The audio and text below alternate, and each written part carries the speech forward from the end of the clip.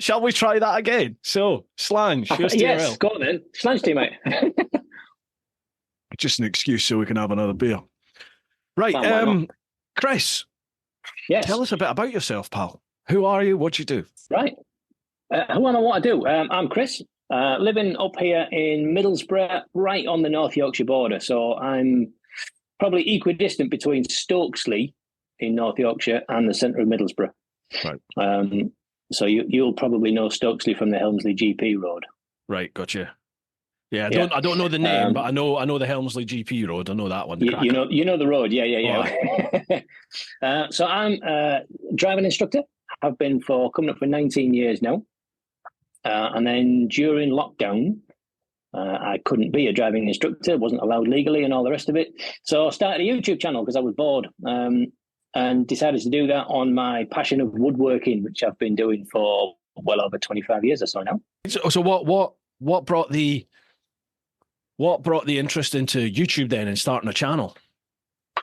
Well, I mean, I've been watching obviously YouTube stuff for quite a while and different parts, and at the time I was very focused on the woodworking, and I'd kind of done a lot of bits and bobs, and it's just hobby stuff, self-taught stuff. And I thought, well, I can pass that knowledge on. Being a driving instructor, taking something that you need to do, disassembling it, and passing it on in a simplistic way is what I do for a living. So I thought, well, I could probably do that. And actually, what really triggered it was in the early stages of lockdown. I can't remember why I started it, but I started reading children's stories and recording them, and then sending them out on a little WhatsApp group for families that had little kids that are sick of the parents' voice. Yeah. And I started it with all the stupid voices and little accents and all the rest of it going through. And one of the people who got on the list was an actress that we know. And she said, you need to do voiceover work. And I'm like, oh, right, okay. But nobody was taking for voiceover work during lockdown. That was all completely shut. Yeah. So I thought, well, what else can I do? If I've got a voice that people don't mind listening to, what else can I do? So it was kind of turning to YouTube and going, well, I'll give that a whirl and see if it's even a thing. Can I do it? Is it possible? And just got my iPhone and went into the workshop and started chatting, really. And actually found it really, really easy just talking to camera. You watch a lot of how to do YouTube videos, and a lot of them are about how to feel more comfortable in front of a camera and how to get good presence. And I'm just thinking, I can skip that bit. For some reason, I can just sit and chat to a screen as much as I can chat to anyone, really. Yeah. It is weird, isn't it? Like I'm conscious that a lot of people do struggle with it and they do feel awkward. And I think I used to way before I started YouTube. And I think just life, like the path life sent me down, working the doors, old Bill, all that sort of stuff. You just sort of, it was weird because like outside a uniform, pre the big trip, outside a uniform, I was not the type of person to get up on a stage and talk to people, or even like if we were at a party somewhere or down the pub, I wouldn't go up and chat to people I didn't know. Right. That wasn't in my wheelhouse. I wasn't like that. But put a uniform on me, whether that was on the doors or in the old Bill, no problem at all. You know, oh, blimey, are you there? Just pull the cord. Yeah. I would have no issue getting up in front of, whoever. That didn't bother me. I could easily just do it. But then now, and do you think you were hiding behind the uniform? Yeah, I think I probably was back then. Yeah, I think I probably was just, it's almost like it's an alter ego, and off you go. But it wasn't a conscious thing. But I just knew once you put that uniform on, well, there was no hiding. You had a job to do, so you did the job, and part of that job was standing up and sort of being the focal point for people. And now I think I've spoke about it loads on here. The big trip really changed me in that I think I've just become more social, and I've sort of got a verbal diarrhea now. And I can. I don't mind chatting away to people. So like YouTube, it's not something I personally find hard to do, to chat to the camera, but I know a lot of people do. Obviously you don't.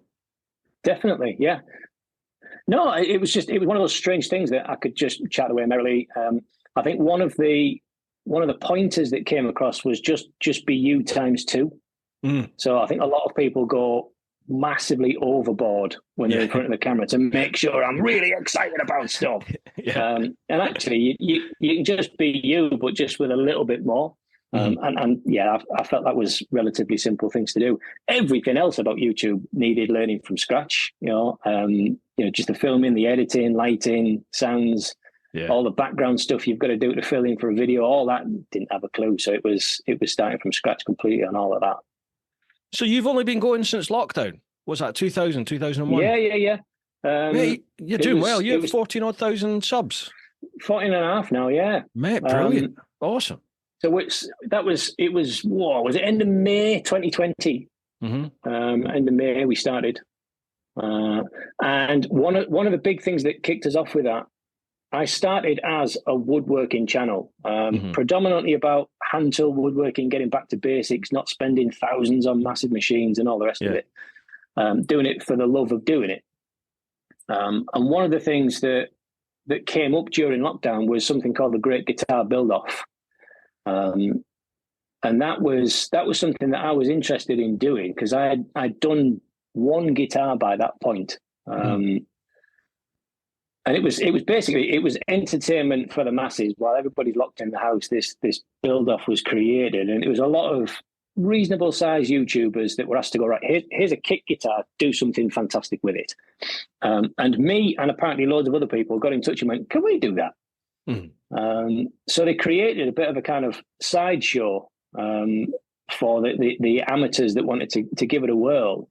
And that just took off like you wouldn't believe. So within 3 months, certainly within 4 months, I'd hit the 1,000 subscribers, 4,000 watch hours. Awesome. And was monetized straight from there. Now, again, I've barely seen the likes of uploading a video and getting 6,000 views within 24 hours. I've not had anything like that since the end of lockdown. I think the viewer rate has gone down because everybody's actually doing something now. Yeah, it's definitely tougher now. Yeah. So I'm finding now that I'll get a good 1,000 views out of every video I put up.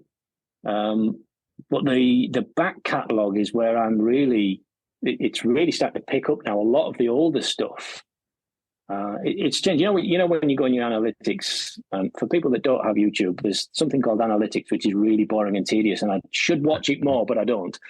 And it tells you what videos your viewers are watching, so you can get a decent idea of what kind of stuff people are actually interested in. And for a long time, it was all the guitar-based channels, whether that's playing guitar, building guitars, transforming them, and it was very guitar focused for a long, long time.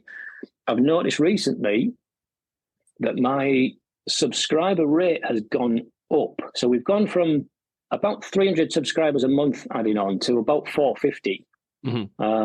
And most of the videos that people are watching are now woodworking videos again. Right. Oh, okay. So as much as I'm going to keep building guitars because I really enjoy doing it, I'm going to definitely start putting a bit more woodworking stuff back into the channel again. And, I mean, the big stuff is like your tool reviews and things like that, isn't it? But I was going to say, so it's kind of going back with the basics. In your niche then, in the sort of woodwork, carpentry niche that you're in, like obviously in the bike niche, bike reviews, that's what gets the big views. If you do a bike review, you're going to be getting good views for that.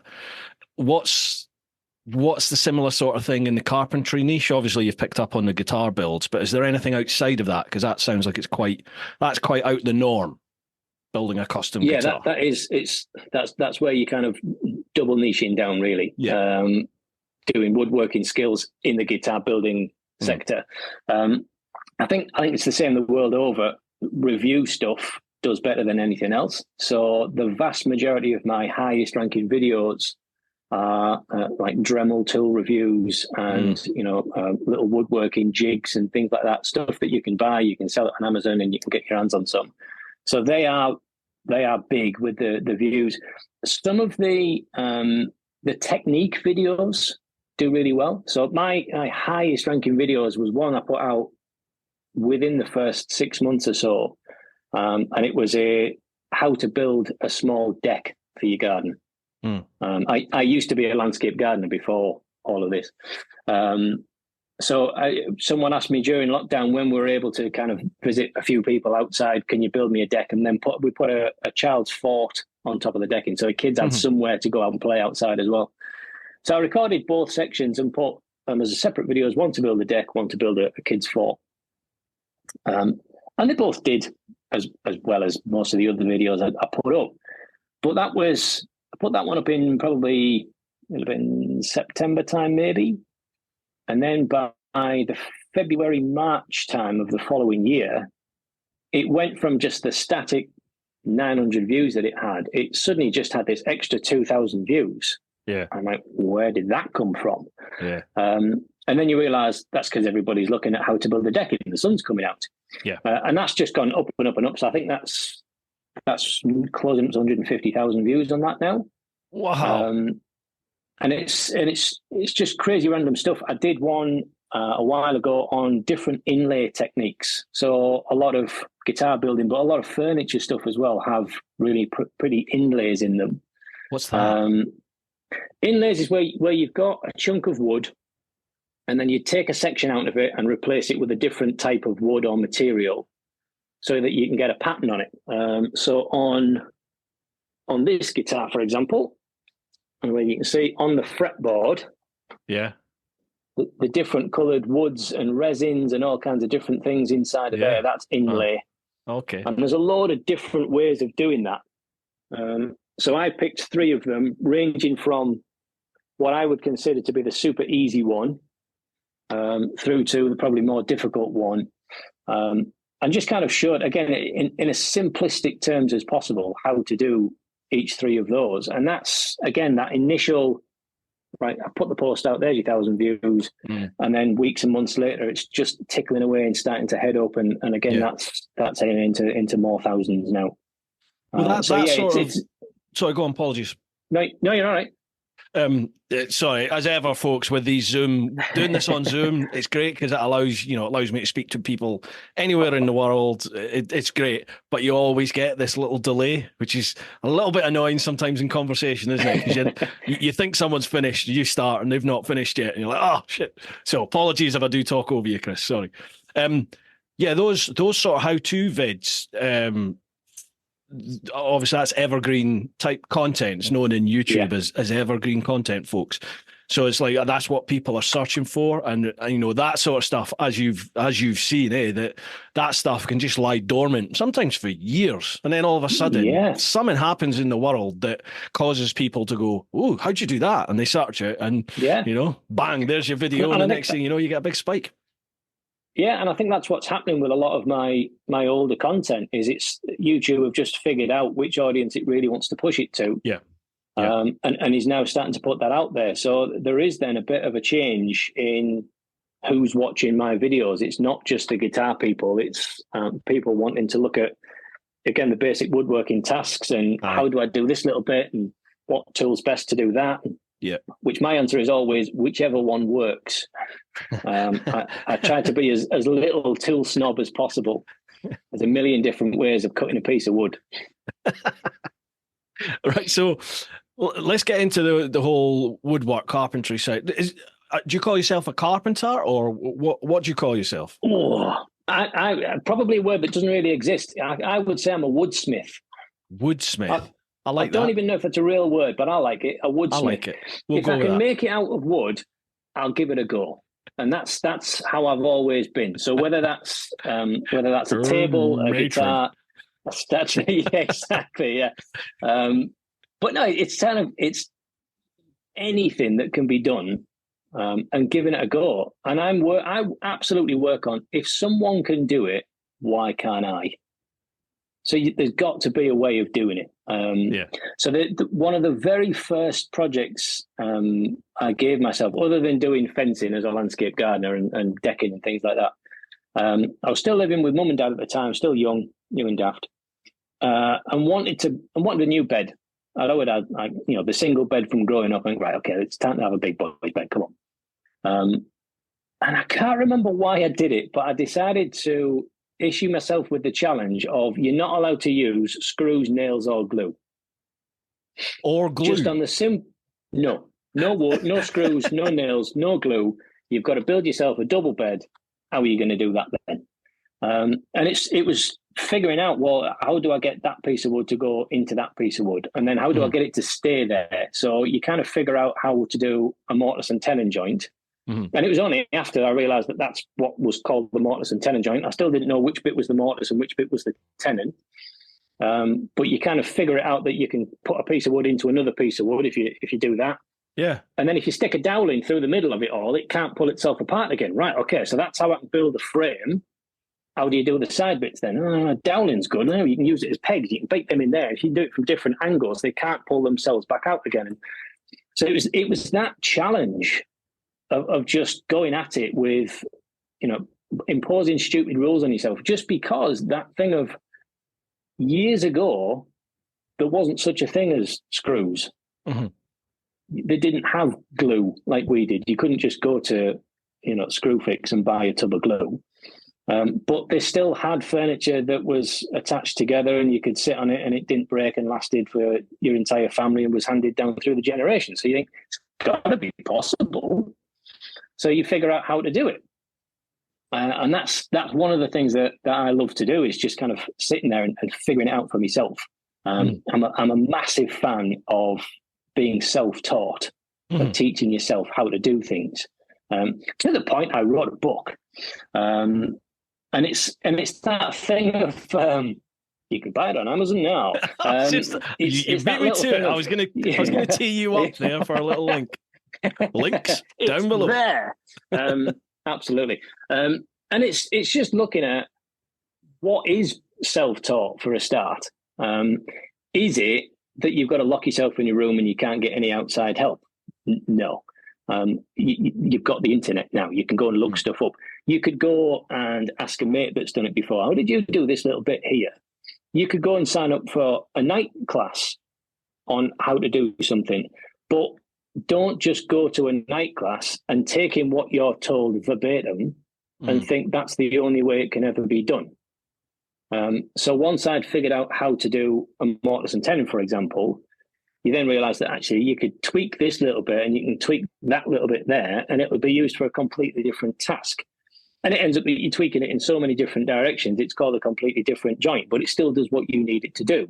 And I think that layer of teaching yourself how to do something, you figure out how it works, and you also figure out how it doesn't work. You'll try something and go, yeah. Trial and error, yeah. Yeah, absolutely. And I think you learn more through that than just being sat at a desk being told to read a page from a book. I've got a range of soapboxes lined up here, by the way. I can just jump on them at any time. One of them is education. And I think, we're very blessed in the Western world to have this education that we can all kind of go to school, you learn to read and write and do all your arithmetics and all the rest. But isn't school rubbish? Actually, when you think about what they teach you and how you teach it, it's stuff that you're just never going to use in day-to-day life for the vast majority. It's learning something to pass an exam, not learning something so that you can use it. Yeah. It was, I had to laugh. The missus was she's rewatching the Harry Potter movies at the minute. And I don't know which one it was, but this short little woman comes in and takes over the school. And instead of teaching the kids how to do spells, you sit and learn the theory of how to do spells. And they're going, but surely we need to learn how to do the spell. No, you need to learn the theory because that's what's on the exam. How do you pass the exam if you don't learn the theory? Well, what use is theory if you're not actually learning the actual task? Very true. I was speaking to a guy the other day, and he is a woodworking teacher in a school. And he said, we don't do any woodworking anymore. He said, you come in. He said, it's generally the lads that maybe aren't so academically prone that will sign up for a woodworking class. And they come in and you've got to sit them down and teach them the theory about woodworking. Well, what does that teach you? Absolutely nothing. Give them there's no hands-on. Yeah. Very, very, very little. You might do a small section of your final project that you've designed to the nth degree. Wow. But you don't actually pick up any tools and do anything. So I'm a huge fan of actually going there, get your hands dirty and actually start making some stuff. And I think one of the one of the things that I would say in the woodworking side of things is try and use hand tools as much as possible. Because it's fun. Ragging a piece of wood through a machine, it comes out the other end pristine, but you haven't done anything and you haven't learned what the wood likes or doesn't like. If you use a chisel, you know how that wood wants to split. And you'll know how that wood doesn't want to split. So if you want to do it in a certain way, you'll go, well, actually, I can't use that tool because that'll snap the wood. I'll use this tool instead. And you start to figure out what one type of wood likes to do and another type of wood doesn't want to do. And you just start building up this knowledge that actually reading it in a book, it's just not going to do the same thing. Yeah. It's funny you're saying there, the knowledge that you attain through the practical work, basically. My father-in-law, he was a lifetime, don't know if you'd call him one of these he'd punch me in the face for saying, and I can't remember which one it is, either carpenter or joiner. I'm not sure which one it is, but he grew up with the tools in his hand working bits of wood. That's what he's done for his entire life. And you go up to my in-laws' house and he's always out in the garage or in the shed. Even now, at 70 odd years of age, he's out there and he's whittling stuff. He's just constantly hands on the tools and just getting on it.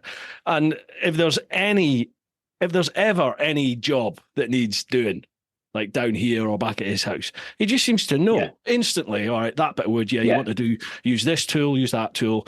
But like I don't know enough to go, why do you do that? But there's obviously, he's got all this knowledge in his head that he's just, he knows instantly, for that job, you do this, you do that, you do that. And just doesn't seem to be a skill set that, well, it plainly isn't a skill set that's being passed on. They're not teaching that in school. Isn't. No, you're taught to learn enough to pass the test to move on to the next step, where you learn enough to pass this test to move on to the next step.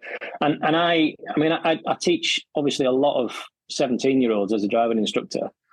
And the time comes round for A-level results and the stress that they're under is unbelievable. Yeah. And the panic that can happen if they don't get the grades that they were expecting. And it's like life's over. And I just want to say, look, it isn't. It's so not all about your exam. Yeah, if you have a dream to become a doctor, you're going to need to get the grades to become a doctor. But there's other things you can do. Not everything needs grades. I was fortunate. I passed all of my GCSEs at school. I did a BTEC in sport science. I went to university to start a physiology degree and then went, this is rubbish, and left. But I haven't actually used any of those qualifications up to this point. Yeah. Those qualifications have not set me on any career path that's got me the roof over the head and, wife, 2 kids, car on the drive kind of thing, Yeah, that's a real important message, isn't it? To not only, there's not going to be many 15, 16, 17-year-olds watching or listening to this, I appreciate, but there'll be a lot of people out there who have kids round about that age who might be listening to it. And I would like to think that people from our generation realise and appreciate that qualifications aren't everything. We all know our own kids. And if your own kid, if they're not academically inclined, then it doesn't mean to say their life's over, does it? It just means, all right, well, you're not going to move into a world of academia. Maybe you will. Maybe you'll hit 20, 25, 30 years of age and have a change. Who knows? But absolutely, it's not the end of the world, is it? Because there's plenty of things you can go into, including this day and age.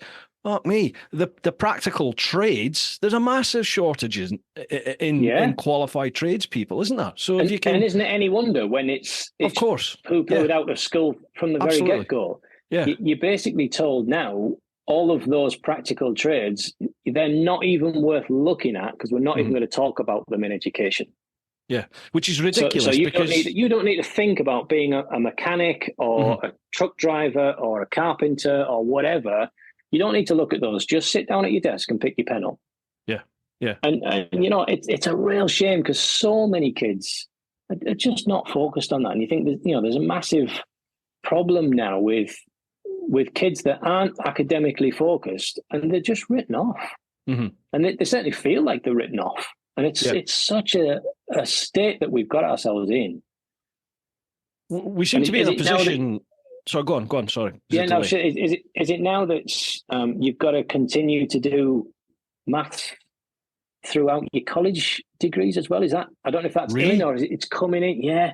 But even Why? after you've done your school bit, you could go on and do drama Why? at college, but you've got to carry on doing maths. Yeah. What's the point? When was the last time you used trigonometry? Again, I can't. No, I can't think of a single practical time in my adult life where I've used it, or quadratic equations. Algebra, I don't think I've had to use it. I had to use pi a few years ago because I made a drum. Right. So musically speaking, I'm a drummer. I'm not a guitarist at all. Okay. So I thought I'll make myself a drum, and you needed to use pi to figure out the circumference of the circle. Mm-hmm. And I went, that's what it's for. C nobody actually explained that in school. Is it pi r squared? Something like that. It rings a bell, but equals pi r.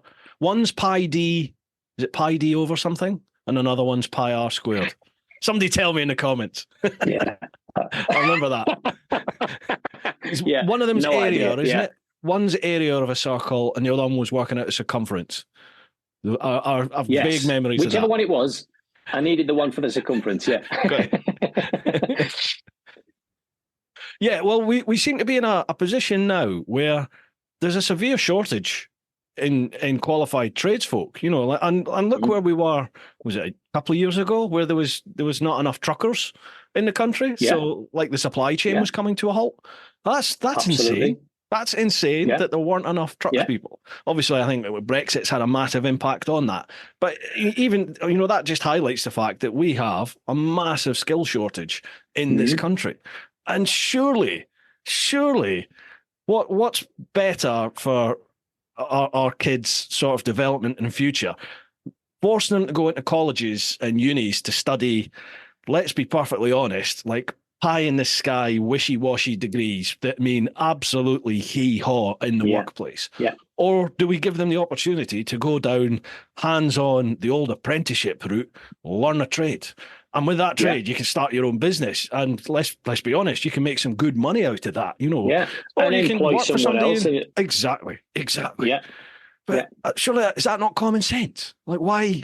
What's common sense got to do with it? Come now, Bruce. How are? But we've had this ridiculous attitude towards higher education for, well, it must be a good couple of decades now, and it doesn't work, it doesn't work for everybody. So surely, let's try something different, or go back to what we used to do.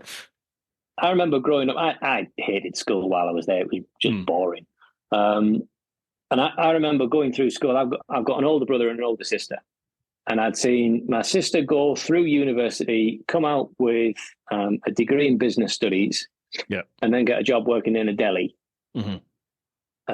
And my brother left school and was the last year to get an apprenticeship at ICI, which was like the apprenticeship that you wanted to get. He was on stupid money at the age of 16 leaving school.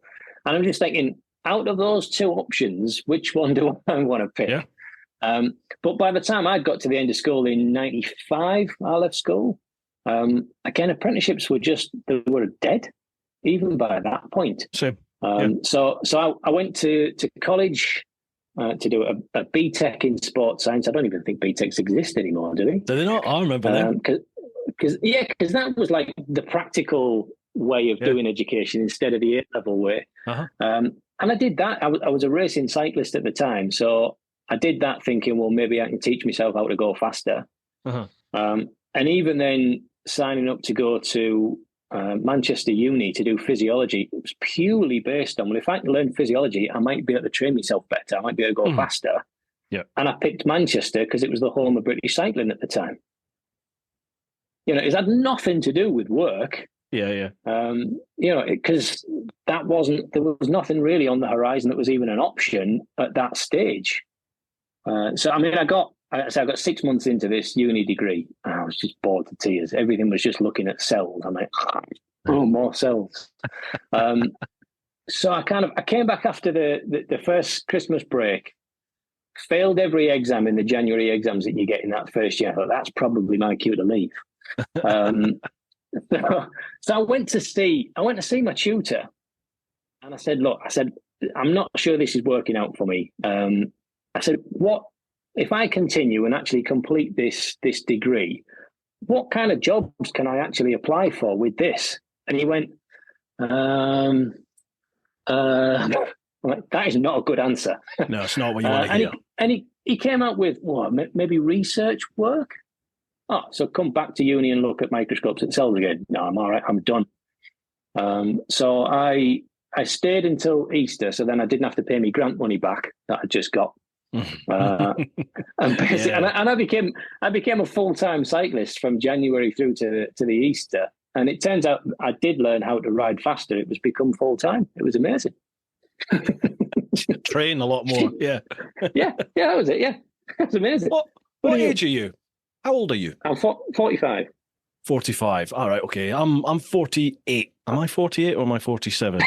You know, you're at an age when you can't remember. I'm 47. I'm not 48 yet. Right. Yeah. Because you said you left school at 95 in 95. I left in 94. But I went to uni. I went to Strathclyde Uni to do mechanical engineering. And just like you, at the end of the first year when you have to do your exams, I remember sitting in this exam. I hadn't been to a lecture. So, you know, I sat and looked at the exam paper and I was just like, I haven't got a clue. Yeah, which is weird because all through school, I was very academic. You know, I was fully focused and I ended up getting good grades when I left. I did well in my like Scottish standard grades and hires and stuff. So when I went to uni, I kind of thought that I would be of the similar mindset and I would just be working and strive for the first, you know, get the first honours degree. Well, nah. Literally first freshers week at uni, it was just the social side. Oh my God, that wasn't really me beforehand. So it was like letting the dog off the leash. I was just like, oh, this is amazing. And then like I started working in the doors and yeah, the whole social side of life took over for me. Hence why I just didn't go to lectures. So I was faced at the end of first year with the choice. You can either resit first year again, or you can do one. Maybe this isn't for you. Yeah. And I thought, there's not a chance. Like my parents were definitely, you're going to uni and that's what you do. So it was sort of a like, right, I'm not going to reset first year again because I'm plainly not interested in mechanical engineering. I had zero interest in it. Don't know why I took it, to be honest. And I just decided, I'll do civil engineering because that's radically different. Because that'll be different. Yeah. Yeah. So I managed to get into a civil engineering degree. So in the end, I came away with like a third-class honours in civil engineering. Never used it. You know, I've never used a single thing from that.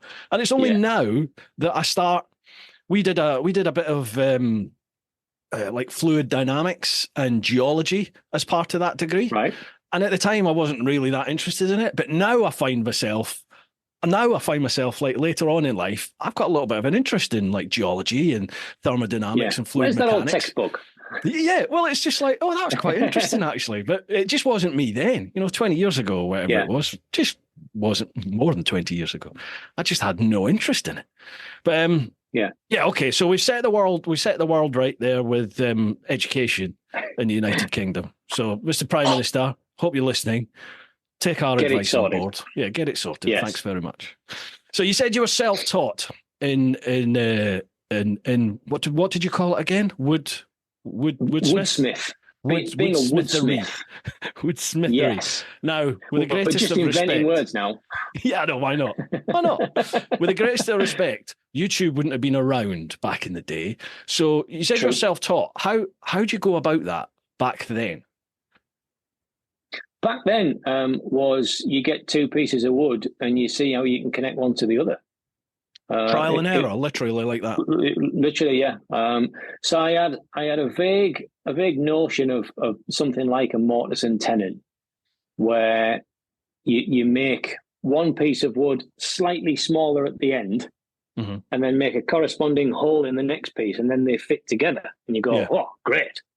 So it was a lot of that, and just trying stuff, and then figuring out. Well, if I chop that in half, I can actually have it where the ends meet. So quite often, like a mortise and tenon would be a rail going into a post, for example. So rather than just screwing the rail on the end of the post, you can actually slide it in so it fits in and it doesn't move. Yeah. Well, that's great, but then you've got corners on every side. So what if you want to actually do something where it's flush? That's the mortise and tenon isn't going to work there. So you go, well, actually, if I still make a shoulder on that side, I can actually make a shoulder on that side and fit them together. Yeah. So that you end up with almost like a frame kind of situation. And it's just going through little bits like that all the time and trying to adapt what you already know and make it fit into something else. So when you're looking at, well, I need to put these two pieces of wood together. Well, great. How are you going to do that? I mean, you could literally lay one on top of the other and put some screws through it, and it will hold it together, but it's not going to look pretty. So it's kind of just figuring out, well, how do you slot one piece of wood into another piece of wood, and then you can look at, well, what look do I want it to have? Do I want it to be a bit utilitarian, a bit kind of farmhouse, which has been a lot of my work has been really kind of rustic farmhouse, chunky stuff. Yeah, that seems to be, that's like the in thing, isn't it, at the moment? Yeah. But occasionally you might want to make something that just looks a little bit more delicate, a bit more nuanced. French, probably. So you try and figure out what... We're a walking dictionary or thesaurus in this episode, aren't we? We're right posh, us. Definitely. So it's trying to look at then, well, how can I do effectively the same thing, but just make it look a little bit prettier, make it look neater is a large part. And then you'll stumble across one thing or another. You might pick up a book and go reading that. And I said before about being self-taught isn't locking yourself away. I think of it in terms of if you get someone that would progress to be a self-made millionaire, does that mean they didn't have any outside help to make all of their money? No, they went searching for the right people at the right time. They might have, brought someone from over there and they found someone from over there and they did this little bit on their own, but then they worked out that actually that person does it better. And I think you can do exactly the same thing to be self-taught. Is you can go and get that piece of information from over there, whether that's from a book in the library or nowadays, realistically, your internet. And I think that is all a part of being self-taught. I think I'm right in saying that there's some universities out there that will actually do a self-taught degree. Wow. Yeah, and you kind of think, well, how does that work? And it's one of the reasons why the book that I wrote is Waffer a Theme. Because how do you teach someone to be self-taught? Hang on a minute. Sorry to interrupt. How did you do that? There was like little bubbles appeared with a little thing like that, and it did a little. There you go, one of them. Yay! Does mine do that? Yeah. Hey, did you? Hey! I never knew it did that. Technological marvels, aren't we? What happens when you do that? It shuts down. Yeah. Sorry, I interrupted. Apologies. Simple things. Yes, absolutely. So I think there's actually unis out there. I suspect they're few and far between that will try and guide you through a self-taught system. So instead of saying you need to go and buy this book, look at page 12, paragraph 3, learn the third sentence because that's going to be on the exam. Yeah, they'll say you need to learn fluid dynamics. So go and find books on fluid dynamics. And then you've got to go and hunt that out and try and fish out the relevant information so that you can answer this question that's on there. And if you do it that way, if you go and hunt out that information, it's going to stick in your head way better than somebody telling you that paragraph is important. Surely that's the better way of doing it. Surely. Yeah. But then I suppose you're going to say some people. Yeah, of course. There'll be some people who'll come out and go, well, some people don't think logically in that manner, so they're going to be an unfair disadvantage, hence why they go and buy these books, look at this bit. I mean, it cost thousands of pounds, even back in 94, 95, 96, when I was at uni, you're spending thousands of pounds on books. It's insane how much you spend on books. And how many did you open? Genuinely, I think I might have opened one or two. I proper winged my way through uni. Disgusted. I didn't put work into that degree at all. And isn't it interesting though that like you're saying about you're told to buy this specific book, because they know that the information you need is in that book. Now, there's going to be 1,000 books that will tell you the same information, but they'll just do it in a slightly different way. Yeah. But you need to learn how that person wrote that bit down, because that's what's going to be important. Yeah. That'll be how the question is. It'll be based on that book, won't it? Yeah. Yeah. I understand. So I think, being self-taught is a massive skill, and I'm all for people giving it a go. In the woodworking sense of things, you really can just go to your shed, grab 2 sticks, and try and do some stuff with them. Hey, go to my channel. I've got lots of videos, and you can go and learn a few skills, but then put that into practice. So one of the things that when I started actually getting into YouTube and go, right, let's go down the rabbit hole and find some more stuff. You find a few people that you like and that you can learn from, and you like their technique about stuff. But it's trying to learn a new skill. But like I said, it's not just doing it it's not copying exactly what that person did and going, that's the only way that it can be done. Because I don't ever think that that's true. So you can take that information and try it in their technique, and sometimes that's just the order in which they do things. Well, mix up that order. Figure out, why did they put it in that order? Why is it better to do that bit before that bit? And sometimes I've gone through some things. I'm just going, well, do you know what? I actually much prefer it if I do that second bit first, because I think that helps me later on when I'm doing that 4th bit. And it's kind of looking at things and taking it apart, having a look, putting it back together again in the theory of it as much as the physical practice, so that you just you expand what you know, to learn something else, and then you've got a new piece of information that you can expand what you know, take it apart, put it back together, and learn something else, and it just grows and grows and grows and grows and grows. The more you do it. You're plainly like me. You're plainly a visual learner. Like I need to see something and physically do the process in order for it to go in. I can't.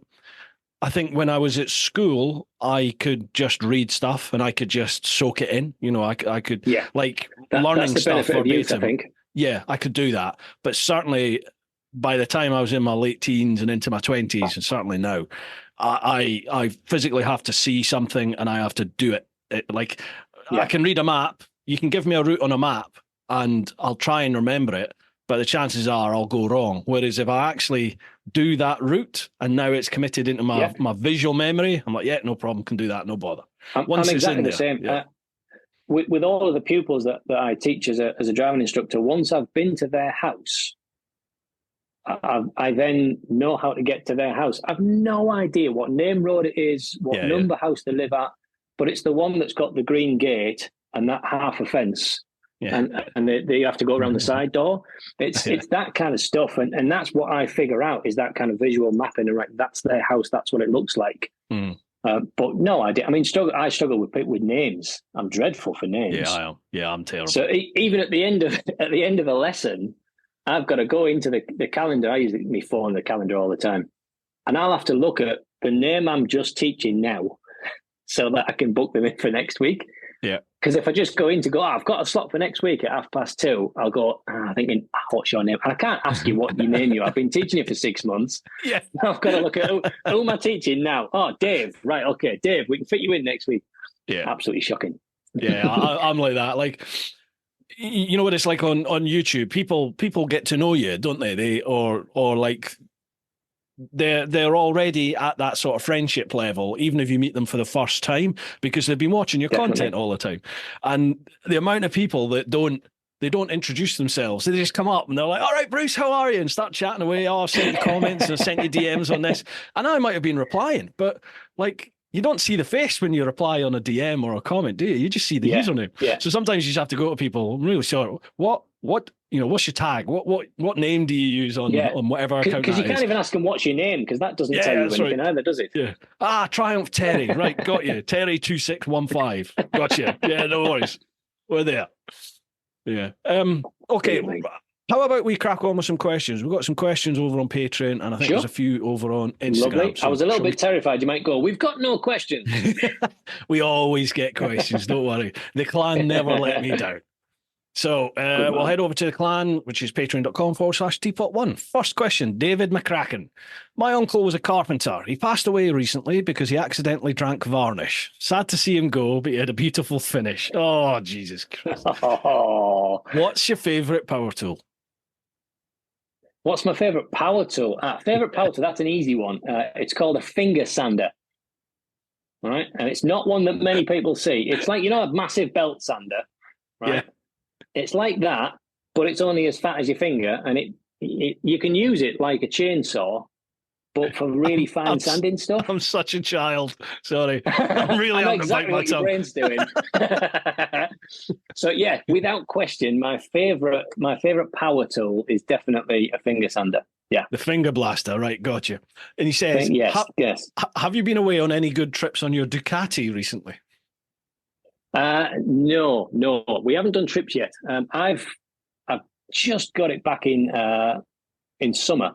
I've been pining to get back on a bike. I've been in a gap for about 15 years. Wow. So I had a Phaser 600 was my first bike. I went and did my direct access test and went and got myself a Phaser 600. Got married, had a kid. And then every time you open the garage door, the bike just cries at you, please take me out.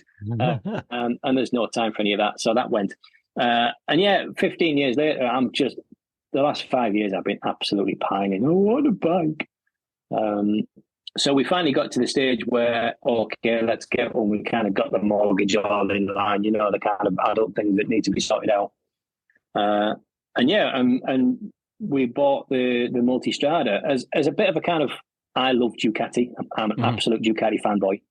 Have been since the World Superbike days, Neil Hodgson, Troy Bayliss, that sort of stuff. So it was kind of, I really want one of them, but it's got to be comfy, and the missus has got to be able to sit on the back of it. She's 6 foot, so sitting on the Phaser was a struggle. We could just about get to Whitby, 30 miles away, and she's like, I'm done. But no, on the back of the Multistrada, it's super comfortable. We've actually got a few nights away this coming week, and that was booked with if it's nice weather, we'll go on the bike. Unfortunately, it's due to snow, I think, so we're going to take the car. I was going to say, is it bad weather? We have. It's been really foggy today, actually, which has been a bit. We haven't had any fog for ages. But yeah, we've had some real cold snaps, minus temperatures on mornings, and then a couple of days ago, it was just lashing it down all day. It didn't stop. Yeah. So yeah, I think it's due to just be chugging it down for most of the next week. So we're going to go down to Stonehenge just because of a place we've just never been to. Uh-huh. So we thought, we'll find some hotels either side and have a trip down with a visit somewhere, and my thought was, if we plan enough places off route, we can go on the bike and we don't have to go on the motorway because that's tedious and boring. But it'll be in a car and it'll be in a motorway now. So hopefully we'll get a couple of trips. A few nights away would be really nice. Enjoy the traffic. Enjoy the traffic in a car at Stonehenge. Yeah. Yes, absolutely. Thankfully, it's half term up here next week, but I don't think it is down there. Yeah, it is at the moment. One of my neighbours, his kid's just broken up. So, but it's weird. It's weird here. There's so many different schools, and they all seem to break up at different times. So I don't. Yeah. I really want to get to. I'd love to get back to Italy. We went to Florence for our honeymoon 20 years ago. And the missus, legend that she is, booked a trip around the Ducati factory on part of our honeymoon. So we turned up and thinking there'll be 10 or 12 of us on this tour. Nope, just the two of us, private tour right the way around the factory.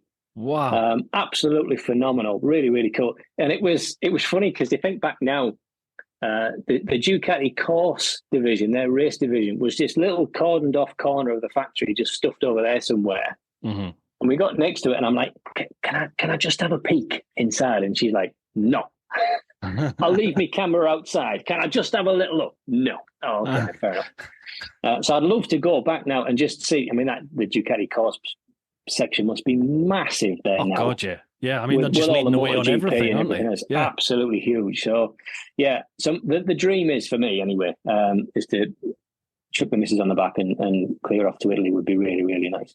Wow. Yeah. Whether that happens this year or not, we'll see. Right. Set a date, whether it's this year, 5 years, 10 years, whenever it is. Yeah. Set a date, make it happen. Yeah. Have you had any issues with the Ducati then? Well, reliability issues.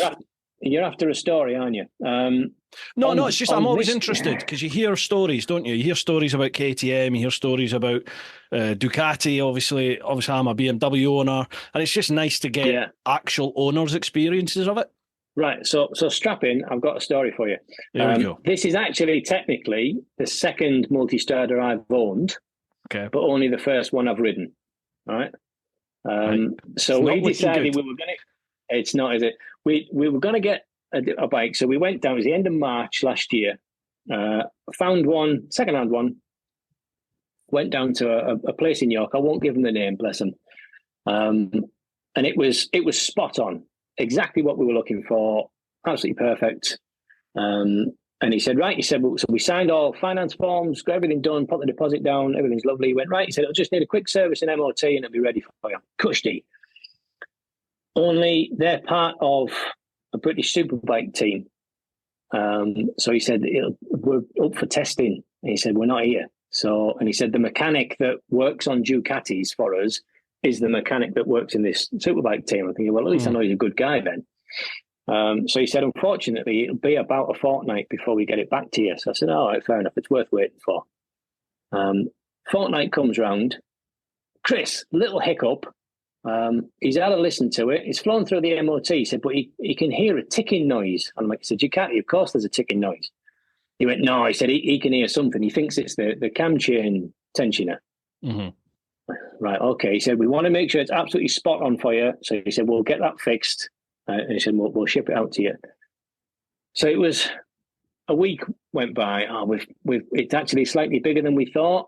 Okay, right, fix that then. A fortnight goes by. We've got to get parts from the factory in Italy. And it's during dodgy times. And 3 months later, right, and we finally got where basically all the internals of the engine had been changed. Whoever had done the Desmo check, had done a bad job of it, it turns out, and it just crippled the engine. So they must have spent thousands on this thing, getting it up and running. And we got to a point where it said, right, okay, it's definitely, there's nothing else that could possibly go wrong because everything's brand new on it and it's spotless. He said, right, great. So he said, I'm going to take it out over the weekend just to make sure everything's bedded in. And it comes through, and on the Saturday afternoon, I get a call. And he goes, Chris, you're not going to believe this. I said, don't even tell me. Don't even tell me. And he said, there's a fault code come up on the dashboard saying about the valve clearances. And he went, there is no problem with the valve clearances. The brand new, I've checked them. He said, they are spot on. So he said, it's just a fault code that's come up on the dash. He said, I don't know where it's coming from, though. He said, let me have a look. So I said, well, how long is that going to take? I said, what do you think it's going to be? He said, well, it could be anything within the wiring loom. He said, it could be like a nicked wire or something. I said, well, that could take months to find. And he went, right. He said, leave it with me. I'll find some options. So an hour later, he comes back and goes, right. He said, I've had a word. He said, yeah. He said, you've got 3 options. 1, we'd strip it down again. And he said, yeah, it might be a long time before we find the fault. He said, 2, we try and get you your money back. He said, with just humblest apologies for the entire lot of it because it's been a shocker. And I'm thinking, well, I don't know you're going to do that because I've paid 3 months worth of finance on this already, let alone the 3 months of insurance that's been sat there waiting because it's always going to be picked up in a week or fortnight's time. Yeah. He said, the third option is, he said, our sister company down the road have an exact same multi-strada. He said, it's a year older, but it's only got 5,000 miles on it instead of 21. And it comes with it's got a Garmin on it. It comes with a Temagoni exhaust. And he said, we'll sort that out for you if you want. I'm like, right, do that. Get that sorted. So he said, right, he said, I'll get in touch with the finance company and see if we can just swap the details. So then I get a call later on going, they won't just swap the details. He said, we've got to do it as a Part X. So he said, we'll buy your bike off you for the full price that you paid. He said, and then we'll sort out a new finance deal. So he said, let me thrash that out. I'm like, right, okay, we go again. And anyway, he comes back and he goes, right, he said, with the finance, he said, you've got two options. He said, you can either pay £15 a month less for the same bike, or for effectively a better bike with less mileage on it. I'm like, right, okay, that sounds good. He said, or if you pay £2 a month more, you can have a full year off your finance. I'm like, how the hell have you done that? He went, I don't even ask. He said, I didn't even ask. That's the offer they gave me. He said, I'm not going to question it. So he said, I strongly advise you take the £2 a month more. I went, go for it, mate. Yeah. So I've now got this bike for a full year less on the finance. I don't know how the hell that worked, but it did. And no questions. Absolutely, mate. So from picking it up, it's been flawless. Absolutely spot on. So it had 5,000 miles on it. I think I've put 4.5 on it since July. And I'm still taking out, if it's dry or it's not freezing conditions, I'll still go out for a little blast. Yeah.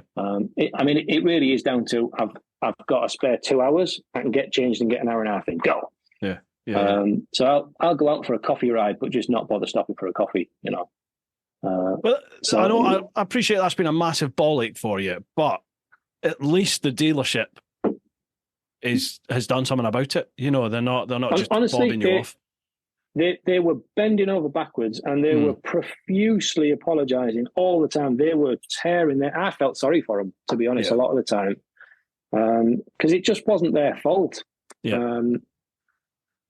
I think they've learned that if they get a Ducati in on a Part X, they're going to give it a full service before putting it in the showroom. Even I think I would expect a dealership to do that anyway, but it's amazing how many don't. It was a private dealership, so it certainly wasn't a Ducati dealership.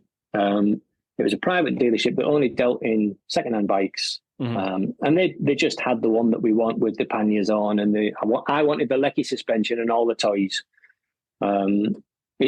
It ticks all the right boxes for me as a Ducati fan. It's a big V twin, none of this V4 nonsense. Big V twin, single-sided swing arm, Termagoni exhaust. It's got the Lecky suspension. It's as quick as I ever need it to be, and then some. I haven't found the stop on the throttle yet. I haven't got the kahunas to do that. Germany. No. It does everything I want. I've never. The longest ride I did was 100 and something, and there was certainly no aches and pains or stiff bum or stiff. None of this kind of stretching and backache. It's super comfy. The only thing I've done is I spent £13 for a little extended visor at the top. Oh, yeah. So just the screen on it. I mean, I'm 6'2", so you don't get away with much. I was just getting just constant that on the top of my head all the time as soon as you get even to 65. So I put this visor on and it's like sitting in a cocoon. It's absolutely spot on. Best £13 I ever spent. Yeah, I've seen a lot of people using those sort of screen extender things. I've never noticed. I've never really noticed much turbulence around my head when I'm riding like a bike with a screen. Not that I can think of. No, nothing that's really annoyed me. I looked and searched to see what was the best thing to do, because I don't just want to go lashing money on is it Puig or something like that makes screens at like 170 quid, and you think, I could buy one of them, but there's no guarantee it's actually going to fix the problem. And then what do you do with that?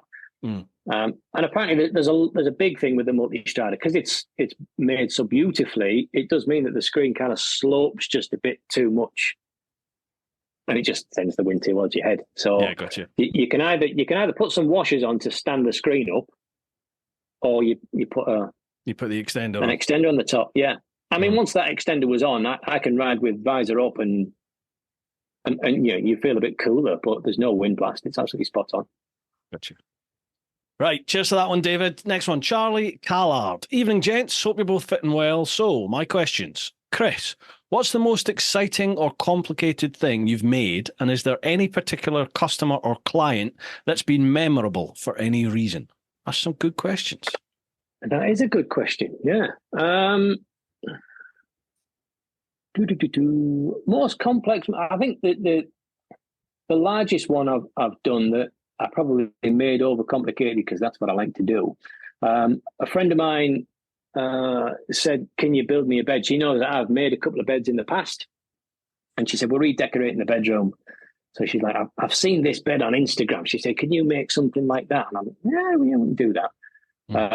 So we kind of hashed out the design that we'd make it as some fake live edge wood. Have you seen live edge wood, where they basically take the bark off the edge of the wood and leave it as kind of a slightly wavy edging? Yeah. Really kind of common, and they quite often like make that into resin tables and stuff like that. Well, I found a way that you can fake that using scaffold planks. Wow. So yeah, so it was right. Well, let's make the bed. Let's have the headboard and footboard with this fake live edge on. Very kind of, again, big chunky rustic. Oh, you want some drawers in it, right? Okay, I'll make the drawers and we'll put nice dovetail fronts on the side of it. So that then needs all the internals building for the drawers to go in and out of. And as soon as I said yes to the table, she went, "Oh, and we're going to need 2 matching bedside tables, a set of drawers, a cupboard for this, and a shelf in the corner." Yeah. Right. Okay. So that took a while to get completed. That was probably the most comprehensive. And even within that, the bedside tables, just because I love little secret drawers and things like that, I decided to put a little secret table inside the bedside table. So right at the top, so there was 3 drawers, and then just this little strip of wood across the top that just looked like it was a filler to get to the top. But if you just pushed it, this entire table popped out with a wireless charger in the middle of it. Wow. And they didn't know they were getting that. So that was fun. I love that. You know, when you see, like, my missus loves the Antiques Roadshow and stuff, and they get this like old antique furnitures on there. Like, I don't know what the eras are called. Say it's Georgian or something. I don't know, 1700s, 1600s, whatever it is. You get this table in. Or you get a table from like China or Japan that was made hundreds and hundreds of years ago. And the person that's telling you about it knows all this stuff, and they find all these secret panels. And they're like, it's all I never knew about. Yeah, and it's like, it's just ingenious, isn't it? The way they through woodcraft, woodsmithery, they make like all of this happen and work. And you know, you have to push that, turn that umpteen times, move it this way, move it that way. This pops out, bang. That's just stunning. I love all of that. Yeah, I love all of that. And trying to figure out then, right? Okay, well, how can I incorporate that? Yeah. Which with chunks of furniture you can do. It's a bit trickier on a guitar, I've got to say. So that was one of those moments where you just like, they haven't asked for it, but I'm damn well going to fit one because I really want to. So the only telltale thing was as I was lifting this thing, and I'm lifting it like this because it weighs a ton because I built it, and there's this wire poking out the back, and they're like, "What's that wire for?" You'll find out. Come here. So I think that was probably the longest lasting job with the most little tweaks and things to think about on that one. That was a good one. Saying that about guitars, could you build one so that if somebody plays, apparently you're not allowed to play Stairway to Heaven, are you? Is that like the True. Unwritten rule? So if you play those opening chords of Stairway to Heaven, you could have the guitar just falls apart. Yeah. How'd you do that? Would be good. I'll get a little. There'll be a little sound sensor somewhere in that can detect a bit with the AI algorithms that we can have nowadays. If YouTube can pick up that you're playing that and veto your video, I'm sure we could incorporate that into a guitar and it just snaps the neck off. Yeah. Do you follow the guy? I can't remember what he's called. He's the American chap he's a guitar player. Oh God, what's his name? And his thing is he goes into guitar shops all over the States and he just plays Stairway to Heaven just to get the reaction from people. I can't remember his name. I mean, he's a stunning guitarist, but that's his thing. He just likes doing it, winding people up. Yeah, you'll certainly get some looks, definitely. I think there's a few places that will literally put signs up going, "Do not play." Yeah. these three songs. Yeah, yeah, absolutely. And he normally has that sign just in the background, and you see him. He like has a camera. He has a camera on the stem of the guitar, like a GoPro, that is looking at him, and then he'll have like his phone maybe in his pocket or something, looking at the staff. And the second he starts playing it, you can see the camera will look at him as well. He's just like, "Yep, it's happening." I'm going there. Yeah. Charlie also says, question for both. If you could create a man versus food style challenge, what would it be and what rules would you impose? Man versus food challenge. Yeah, so it's kind of like where the thing's got to possibly beat you. Yeah. Is that the theory? So like if man versus food is, it's like so one of much those food you're going to die before you finish it. It's the eating challenge, isn't it? Yeah. Yeah, I think so. Cool. Do you know, I used to have a great appetite, obviously, but for a fat guy now, I can't really eat too much. I get full really quick now. I'm just getting old. But So what could you do that wasn't food? I mean, you do like the iron butt challenges and things like that, don't you? So you could set yourself you could go around the world on a stupid bike that's not made for it without stopping. Yeah, I am just very stubborn. I'm very stubborn. So if somebody says I can't do something, but it's something I want to do, then I'll do it just to prove somebody wrong. Yeah. I'm sort of wrong like that. But I think Charlie's. If you could create a man versus food style challenge, okay, so it doesn't necessarily have to be a food thing. It's just a challenge. No. Right. Okay. Yeah. Okay, for me, it would have to be something that I'm reasonably confident I could win. Yeah, it would probably have to be cover the most amount of miles on a bike in 24 hours, no motorway. What is the most amount of miles you've done in 24 hours? Me, it's about 1,400 I did crossing Russia. Yeah, right. Yeah, so it was about 23 odd hours, I think I was on the bike for. And yeah, it was about 1,400 miles. I was crippled. Literally, I remember I got to the end. I remember coming into, I can't remember what the city was in Russia. Might have been Chita or something like that. But I remember it was, the city was set in like a bowl, because I remember coming down a sort of hill and seeing the city all in front of me. And it's nighttime. And I just remember seeing like one or two like skyscraper type buildings in the middle. And I remember just looking at them and going, they've got to be hotels. They must be hotels. So I was just like, I don't care the cost. I think I'd been like camping for 5 days or something. It's like, I stink. I need a shower. I'm absolutely foobarred. So I just aimed. I remember getting there, and there was like a bouncer on the door of this hotel, black bomber jacket and everything. And it was a posh, not a Hilton, but that style of hotel, posh looking place. Yeah. And he was sort of just leaning on the railings outside the door of the hotel in front of the car park, sort of up that sort of height from where I was. And I think he was having a cigarette or something. And I remember pulling up on the bike and I couldn't get off the bike. I was literally just rigid. I was just stiff as a board, and not in a good way. Yeah. I physically couldn't get off the bike. So I just had to try and let go of the handlebars and then just fall to the side. And I just fell off the bike with my rucksack on my back. So I looked like a big fat upturned turtle. And I just lay there for a while. And he was looking at me on his cigarette, and I was looking at him kind of like, sorry, And help. Eventually I got feeling back into my legs. I kind of stood up and went into the hotel. He let me in, and I spoke with the receptionist who spoke English, thankfully. And I just said, I don't suppose you've got a room for the night, please. And I must have stunk. But she was like, no, we're fully booked. But she said, I have a friend who has a hotel on the outskirts of town. Do you want me to try her? So I was like, yes, please. So she phoned this place and they had a room. And I had to get back on the bike and ride like another 20 minutes to the outskirts of the city. But and I bet that was the most painful 20 minutes. Honestly,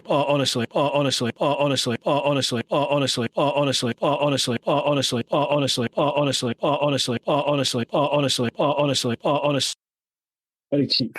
So, are you there? It's all frozen. Are we back? Hello. Oh, no voice yet. Hang on. You're moving, but there's no voice. Can you hear me yet? I can't hear you at all. Let's see if I do that.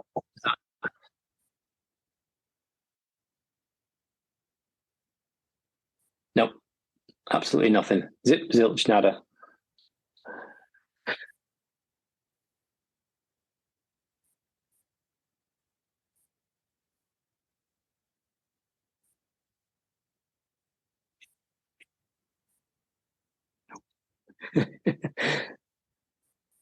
I can't see anything. Ah, there we go. You're back. Right. Okay. Let me just change it back to this microphone. Oh, no, it's gone again. Is that the one you yanked the cable out of earlier? Yeah. No. Hello?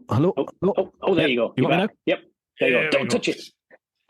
Switch it off, switch it back on again. Sorry, folks. We just had some issues. I think my internet is playing up here. I've got the old EE mobile broadband here, which has been rock solid for the last 3 years, but it's just starting to play up for some reason. Don't know what's going on there. Yeah. Where was I in this long, laborious story? You were just going and doing your 20 minutes back to your new hotel. Right, yeah. So I got into this motel place. It was very basic, but I ended up, I think I booked in there for like 3 days, and I ended up extending for another day just because I was fucked. Like, it really took it out of me, that 1,400 miles. Yeah, I was just absolutely knackered. I see Richie took on a bit of a challenge, didn't he? Going down to down to Morocco to do his trip as a one down to the south of Spain in one go.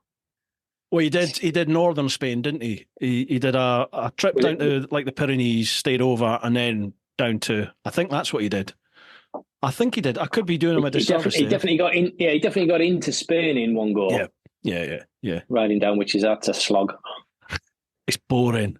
It's really boring. I remember when I came back from the world trip, my mates had booked a trip to the Pyrenees. Yeah, to the Pyrenees. But obviously I was away at the time, so I wasn't booked on the ferry or anything. And I think they thought I wouldn't be interested in doing it. So when I came back, they told me they were going on this trip. And I was like, oh, bloody, there's a room. I'd love to come. So I said, yeah, but there was no space on the ferry anymore. So I was like, I'll race you. We'll do a Top Gear thing. This is before I didn't have the channel like I do now. You know, I had it for the big trip, but I had no thoughts of continuing the channel and Teapot as a thing after the world trip. I thought that was it, done. So this was just for me, and so that's it. We all left my mate's house in Leatherhead. I followed them down to Portsmouth. They got on the ferry, and then I just drove to, I think, Folkestone or Dover, and can't remember if I got the ferry or if I got the tunnel across. And then I just jumped on the motorway. I was on a Aprilia Tuono I had then, a V4 Tuono, beautiful. Bag of shit, but beautiful bike. And I just got on the motorway and just pegged it all the way down. And I got to Bilbao in like 13 hours. The ferry takes 23 hours. So I got to Bilbao and it was like, I'm 12 hours early. What am I doing now? So I had to go find it. Yeah, and I got there at like 11:30, 12 or something, you know. So it's too early to book in any hotel. I was just like, may as well go for a ride then. Just go find some roads and then find a hotel on booking.com. But it was just really gutty and boring. That's what I remember about that. Just motorway all the way is just soul destroying. And loud. Absolutely. That Tuono had an Austin Racing, like, what do they call it? A GP1 cans. Basically, it's like a paint pot. Right. Oh my God. And I never used to wear earplugs or anything back in the day. So you've just got 13 hours of yeah, I've never been one for kind of noisy end cans, noisy exhausts. Working on why advertise. You know, don't tell me you come in. Yeah. But it's so when I was looking for bikes, anything that just instantly had a second-hand exhaust on it, I'm just thinking, skip that. Not interested. Yeah. So when this one came through and it had the Termagoni on it instead of the normal multi-strad, I'm like, no, I don't know. And then you hear it turned on, you're like, yeah, go on then, yeah. You've got to have the Termies on the Ducatis. Absolute child every time you go under a tunnel. Yeah, absolutely. And you get old women in Fiestas looking up going, silly boy. Yeah, I know, yeah. And the old boys beside them going, yes, go on, son. Yes. Yeah, I'm not that fussed about loud exhausts anymore. I just like a fruity exhaust, I just like that, a bit of a growl to it. Definitely. Okay, so man versus food style challenge. For me, it would be, most miles in 24 hours, no motorway, go. Yeah. I think that would be. Right. What about you? Okay. You could do the whole, build a guitar in 24 hours thing. That is definitely doable. I timed a guitar build once and I made it not as simplistic as possible because that's not how it's done. But the guitar I wanted to make was what I would call my production guitar. Mm-hmm. So it's a kind of standard shape, and I needed to time it to know what to charge for it. So it came through with 21 and a half hours it took in total, in all the little kind of bits. As soon as I walked in the workshop, I pressed start on the stopwatch, get to work, do the press stop, leave. And 21 and a half hours it took to build this fairly standard guitar. So to build a guitar within 24 hours is definitely doable. I don't know about all in one lump. I'd be a bit shocked by the end of that. Yeah.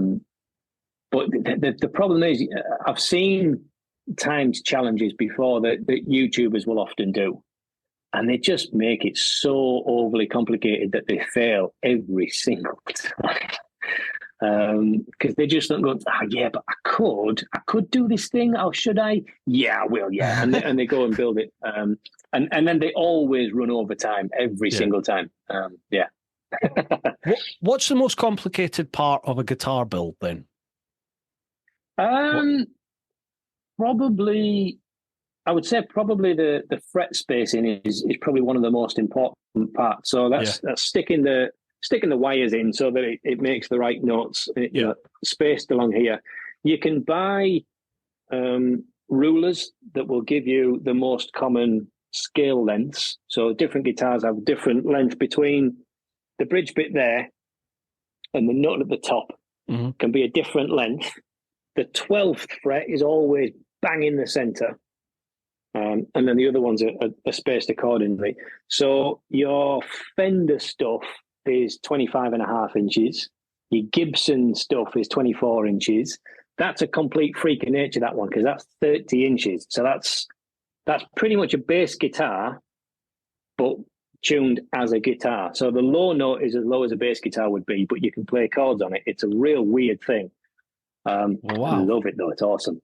Yeah. So it's got its own unique sound. That. Yeah. It comes under.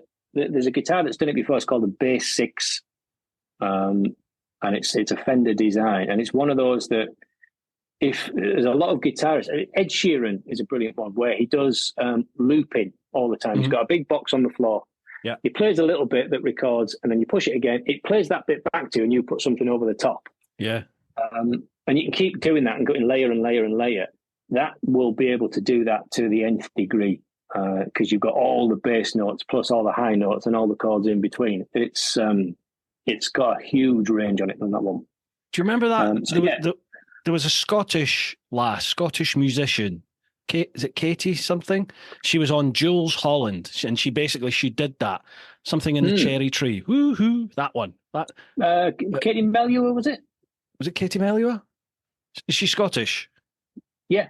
Well, it must be her then. Yeah, I remember she did it, and it basically made her career, didn't it? Because she was, I think she was a last minute call up to the Jules Holland because somebody had pulled out, so they just phoned her up, and I've seen an interview with her where she was just like, she just turned up in what she was wearing, and she just did it off the cuff and just looped that song, and it sounds incredible. To see the whole process. It takes a wicked amount of skill. Yeah, absolutely. Yeah. To know that just those 2 notes on this layer is all you need on that layer. Yeah. Then we'll add more on the next one. It's a proper skill. I do not have that skill. Do you know? I was going to ask. No, I'm not a guitar player at all. I can literally put some chords together, but I'm not a guitarist. I play bass a little bit more than I do guitar, but predominantly, music wise, I hit things with sticks. That's my happy place. Yeah. Do you play in a band? No, I've played in churches all my life, really. So one of the ones that we used to be in just a few years ago before lockdown, I was the kind of long-time drummer there. And it was getting to the point where I was getting really keen and trying to get into all the theory of it. And that's kind of what headed me into thinking I should probably own a guitar at some point. Because you sit there as a drummer and everyone's going, oh, should we play this in the key of C? No, it's easier if you play it in D. And I'm just like, no idea what you're talking about. Can we just play? Does it matter? Yeah. So it was one of those that you just think, I've never owned a guitar. I should probably get one. So I bought a kit guitar from Gear for Music for 60 quid, which comes as like the neck is almost a done finished thing. And then the body it's pre-cut out. All the holes are in the right place. Most people would just paint it a nice color and then put all the parts together. And there you go. You've got your guitar. I went to town with a bunch of chisels. Most people. Yeah. I went to town with the chisels, and made my own. And that was the first one that I just went, and then you build that kit and you go, do you know what? That's not as complicated as you think. Yeah. I could probably make one of them from scratch. And then you have a go and you realize that actually you can do that. And then we can do it differently, look. And hence the rabbit hole we dive down. Do you know who you remind me of? And this is meant as a big compliment. Colin Firth. Yeah, go on. Do you know Colin Firth? Oh, you've gone. Are you there? Hello? Can you hear me? Still there. Oh, yeah, you come back. Yeah. Can you hear me? There we go. I can. Yeah. You just remind me of Colin Firth. Like for anyone who doesn't know who that is, he is this engineer. I think I'm assuming he comes from an engineering background, but he builds all sorts of stuff. It's like Chris, he's just like, well, I can make that. So he just goes off and he builds stuff. And he's built this like underground bunker in his back garden. I think that's what he's most famous for. Yeah. Is he's just built this that's incredible... the big YouTube hit, wasn't it? Oh, yeah. I mean, it's amazing to watch his channel.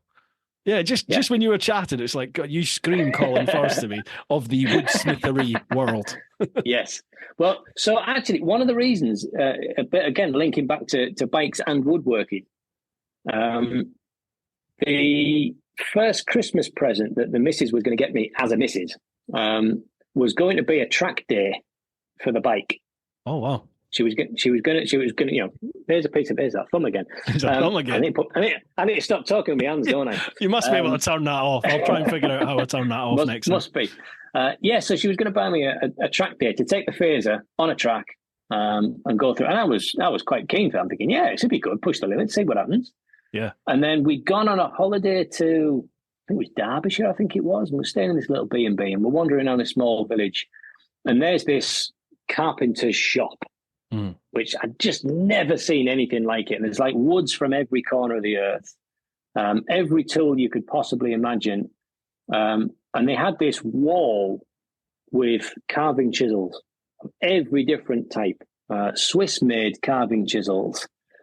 And I'm looking, going, oh, I could have a few of them. And she's like, well, how about I get you some of those chisels instead of the track day? She said, because I'm getting a little bit nervous about doing that. Yeah.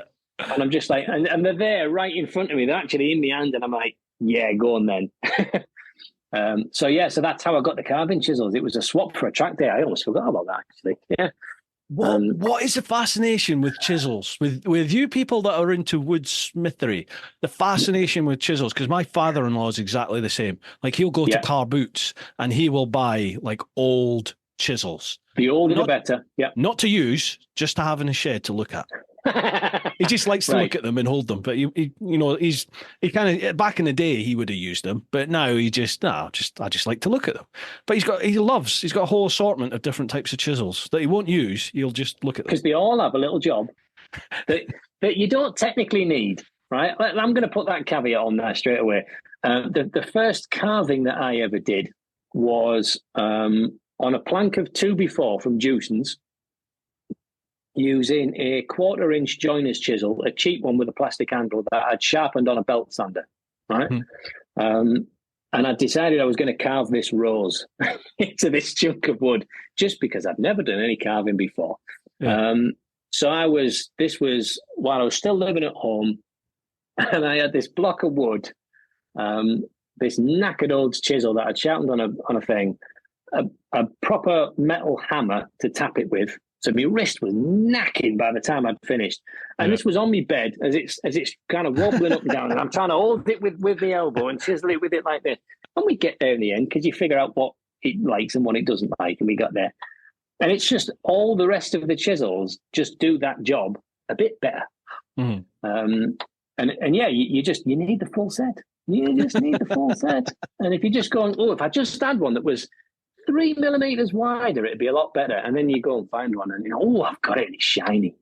But you're dead right. So the older ones, unless you're paying through the nose for new stuff, you need to be spending a good chunk of money on new chisels. The old stuff, the older steel, is just such better quality. Wow, than the really? new stuff. It's the quality of the steel that's important. In the same way as hand planes. I'm a sucker for a nice hand plane. Oh, yes, so my father-in-law. Yeah.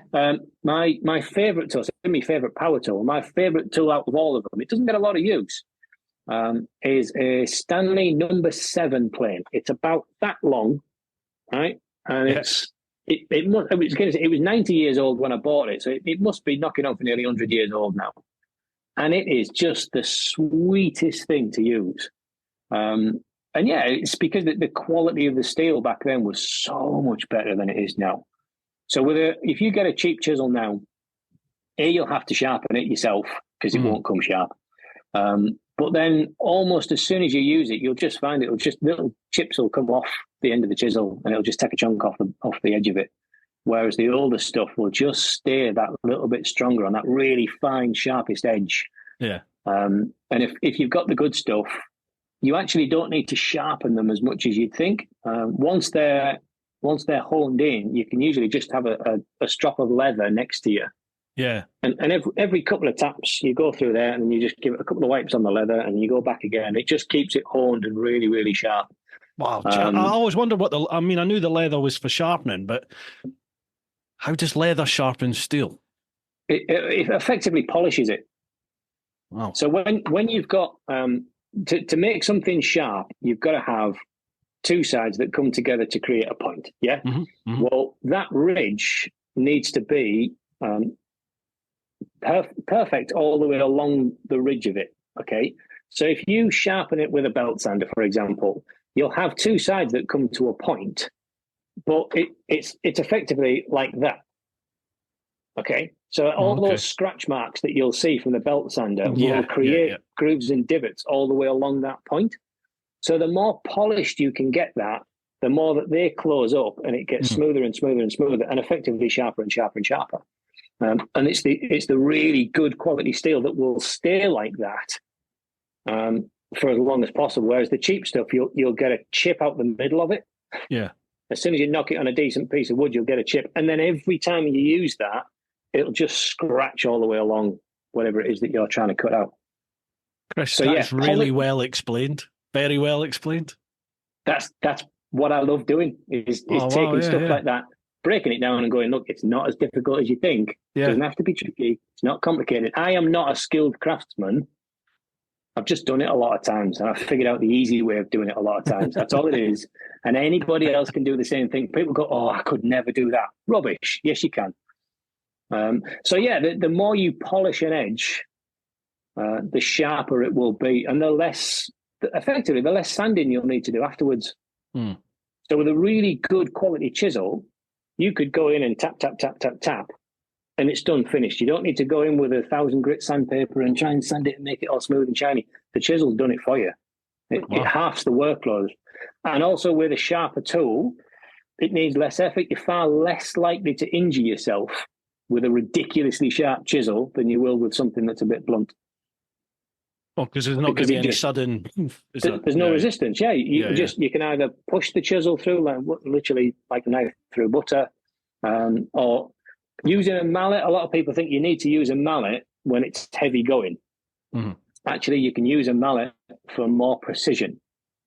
So if you're trying to push the chisel through the wood, it's really easy to hit a soft spot of the wood and it's gone too far. Whereas it will only go as far as you tap it with a mallet. Right. So you can tap it really delicate. I mean, you can go whacking at it if you really need to. But generally, with the carving stuff, definitely, you tap in tiny little bits, and then the chisel will only move as far as you tap it and no more. Yeah. Gotcha. Yeah. More precision from a big mallet. We love that. Not going any further. I'm trying to be a grown-up good boy. Right, cheers for that, Charlie. Last one of the Patreon. Adam B. Evening. Couple of questions for Chris. What got you on the path of woodcraft, and are there any projects that have defeated you or didn't meet your expectations? The path of woodcraft was, I suppose, the landscaping stuff that I was doing at the time. Mm-hmm. I found myself heading towards, just doing the chops of wood and, fencing stuff and decking and then trying to make that a little bit prettier than just fencing and decking. And then you'd bring the scraps home and you'd try and make something out of that. And it snowballs over years. And once you're in, in the same way as biking, really. Is there any project that's defeated me? There's been one recently that has made me take a couple of days off. Yeah. And not so much the project itself, but just the way that the workshops worked and how busy I've been recently. It just, everything has gone wrong. Absolutely everything could have gone wrong. And it's making the case for this. I'm making a custom case for this because this is a weird length. It's a bit too small for a bass case, but too big for a guitar case. So it's like, well, we'll make something custom and make it match the look of the guitar as well. And I set off with this vision of what I'm going to do. And it was a couple of weeks ago when it was, -4. And in the workshop, as much as I've got a heater, it's flipping cold in there. So trying to work and trying to do something that was a little bit overly complicated, a little more complicated than it needed to be, in my inimitable style. And I'd done a load of work and it was hard going. And then I looked at it and went, you pillock, you've done it the wrong way around. And the way that I cut it just simply wasn't going to work. You nutter, right, make another one. And it's because it was so cold, I just wasn't concentrating as much as I should. My fingers weren't working properly. And so I kind of threw that in the bin and then got another piece and tried it again the day after. And that didn't work. I cut the thin bit instead of the thick bit. And he said, oh, for goodness sake. And then when I went, right, let's simplify it. I'll chop the ends off. We'll just stick them together in a simplistic way. Then the weather warmed up a little bit and all the wood I was using just twisted. So I'd made this box, and after all this grief, and it just gone wah. And once it does that, you're not getting it back. Right, throw that in the bin then. Oh, that won't come back in shape then when it gets cool. No, that's it. It's done. It would need to go back to being -4 again. So if you kept your guitar in the freezer, it'd be great. But if you go anywhere else with it, it's just going to go wah every single time. So it was just every time I walked into the workshop, my brain by that point was going, well, this isn't going to work. Whatever you do in here is going to be a complete waste of time. Yeah, defeated yourself. Totally and utterly, yeah. So I need to just go, right, okay, keep out the workshop because it's just not working at the minute. And then you wake up one morning, there's a beautiful sunrise, and you go, do you know what? If I made it out of this wood instead of that wood, and I did it this way instead of that way, it'll go together. I've got that piece of wood at the back of the shed. Crafty. Right, let's go. And it just, everything so far has gone as it should have done according to plan. My only issue at the minute is just time. Yeah. Just I'm really struggling for time. Coming out of lockdown, when I had to go back to work being an instructor, I really didn't want to. I'm one of these people that love lockdown. I'm kind of probably not allowed to say that, but I thought it was fantastic. and having to go back to work again, we kind of decided, well, let's give this YouTube thing and guitars a try. Mm-hmm. So I've kept Mondays and Thursdays as my workshop days. I'm not in the car. I'm in the workshop. I'm building stuff. I'm recording for YouTube. I'll edit later. Only recently I've had that many tests on Mondays and Thursdays that just take like 3 hours out of the middle of your day and just completely screw everything up. Struggling for time, which again just plays with your head, because then you feel the pressure. I've got to get this done. I've got this done. There's people waiting for some stuff, and I'm not even convinced I'm going to get a video out this. I've missed the last 2 weeks of putting videos out on YouTube. Aye. It's killing me. Yeah. Absolutely. So easy to do, man. So easy to do. Yeah. Definitely. So that came to the point where a version of that defeated me. But then you come back at it with a couple of different ideas and make a different one. Didn't defeat you. It delayed. It delayed the process. Yes. That's all. Yes. It changed the vision. This is it. Right, that's all the questions on Patreon. So we'll move across onto Instagram. I need to go for a natural break. So I'm just going to pop to the toilet. Folks, listen to these sponsor readouts. We'll see you back in a couple of minutes. Apologies for interrupting, folks, but a quick shout out for this week's sponsors, who this week are Ultimate Add-ons. Bit of spiel to read out for them. Ultimate Add-ons are the premium manufacturer of mobile phone and action camera mounting solutions for motorcycles. With a kit for any bike and a proven track record of creating products that keep your devices safe, secure and easily accessible, the Ultimate Add-ons product range is ideal for any rider, from the commuter to the round-the-world adventurer. Why shell out on an expensive GPS system when you could use your smartphone, keeping it charged and within reach to take photos of your travels at the same time? Ultimate Add-ons waterproof, shockproof and dustproof tough cases are available for all flagship smartphone models and are designed by riders for riders. Find out why Ride Magazine gives Ultimate Add-ons their coveted Best Buy certification. Keep riding this winter with Ultimate Add-ons. It's all about the journey. Now, if you head to Ultimate Add-ons, links down below, it's just Ultimate with ADDONS, all one word, ultimateaddons.com. Use the code TeapotOne, that's Teapot with ONE at the end, TeapotOne, then you'll get 10% off their entire product range. That also works for Dango Design UK as well. I've never had any vibration issues with the cases that I use. I've got one for my iPhone and I use the Hex sort of strap. It's in the pedal cycle section. It's just like a ratchet strap which allows you to pretty much attach it to absolutely anything, and then your case attaches to that. So a massive thank you to Ultimate Add-ons for their continued support.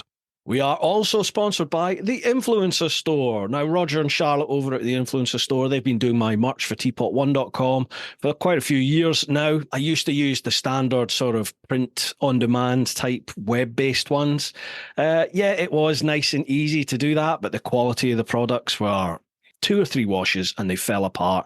They'd lose their shape, and I wasn't really happy for my brand to be associated with that sort of quality. So I was on the hunt for some better quality merch. I saw Richie Vida stuff and thought, that's really good.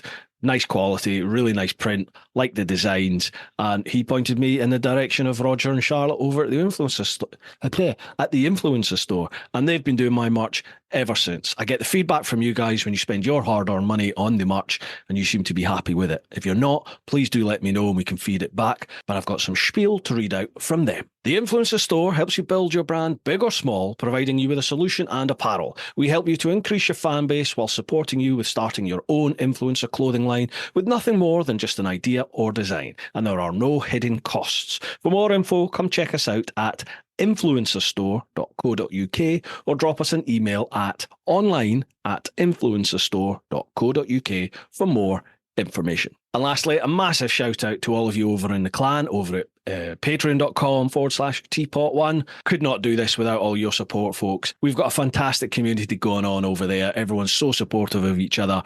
We do the ride outs, we do the meetups, and obviously you guys get first choice for the questions on the podcast. Thank you so much for all your support. I hope you're all still enjoying it. Let's get back to the podcast.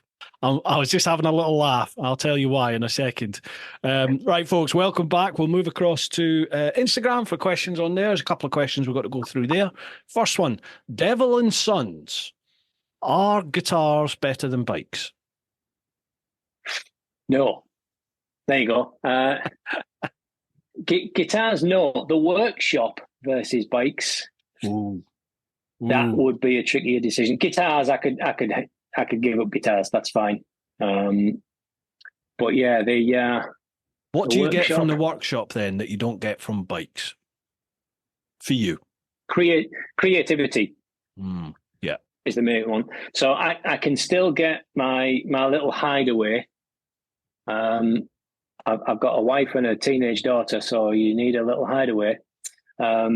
So I can get that from the workshop in the same way that you can get on the bike and just go, get that peace and quiet. I think I'd have to go up biking in a different way to get that creativity, I think. Yeah. I think I get that through producing the content. Definitely, it's a whole YouTube side of things for me that allows me to do that side of me, I suppose. Yeah. No, I get that. I ummed and ahed with a biking channel. I even got one written down in YouTube. I've got a channel saved. But again, it's at that kind of, well, I can't go in and review a bike. Hell, I've ridden two. You know what I mean? I did have a few ideas based around middle-aged man coming back into biking. That's exactly it. Yeah. What's the best bike? Is there a bike you should avoid for a start? Is there a type of bike you should aim for? What can you do to make coming back into bike a better thing? How can you then get better on a bike? And effectively then going into my instructor mode, but for bikes. But I did think then what's the longevity of that? Because, I'm now, 7-8 months into biking, and I don't particularly feel like a new biker anymore.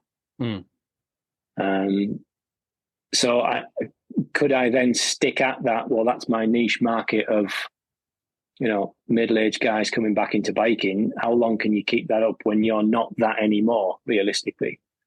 Yeah, good point. The channel would need to develop as you develop, wouldn't it? Yeah. I also then thought it would need a mass expense in equipment. Watching guys like you and Richie and, you've got your multiple cameras all over the place. And my entire YouTube catalog right up to this day is filmed on my iPhone and edited on the iPad using iMovie. Yep.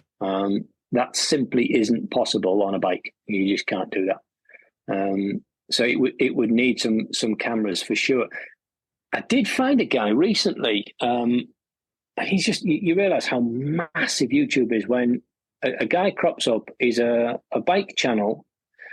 Is it Frankie off? I think it's Freddie Dobbs. He's called. I don't know if you've come across him. 120,000 subscribers. He's blown up in the last year. Yeah. 50 to 90,000 viewers and I'm thinking, how have I never seen you before? I watch a lot of bike content on YouTube and you've never come across my radar before. And he appears to do all of his channels with one 360 camera. He doesn't talk while he rides. So any chatting he does is on the side of the road or whilst walking through a little village, talking about the history of the church or that this cafe is gorgeous or whatever. Super chilled level of video editing that he does. I've watched like 3 or 4 of his. I recently found him like a couple of days ago, and it's just such a different take on a biking YouTube channel. Yeah, that's probably why he's doing so well. It's because it is different. Probably is. Yeah. It's you watch one of his vids and it's 20 minutes of pure motorbike based relaxation. Yeah. I've he watched does it with one 360 camera.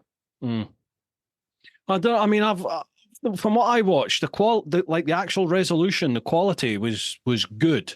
And my experience with 360s is you just can't get as good resolution as you can with the likes of, the GoPro, the DJI, the Insta. I've got a couple of these Insta Ace Pros now to try and try them against the GoPro really. So I've got a load of testing to do on them and some content that will be coming on that.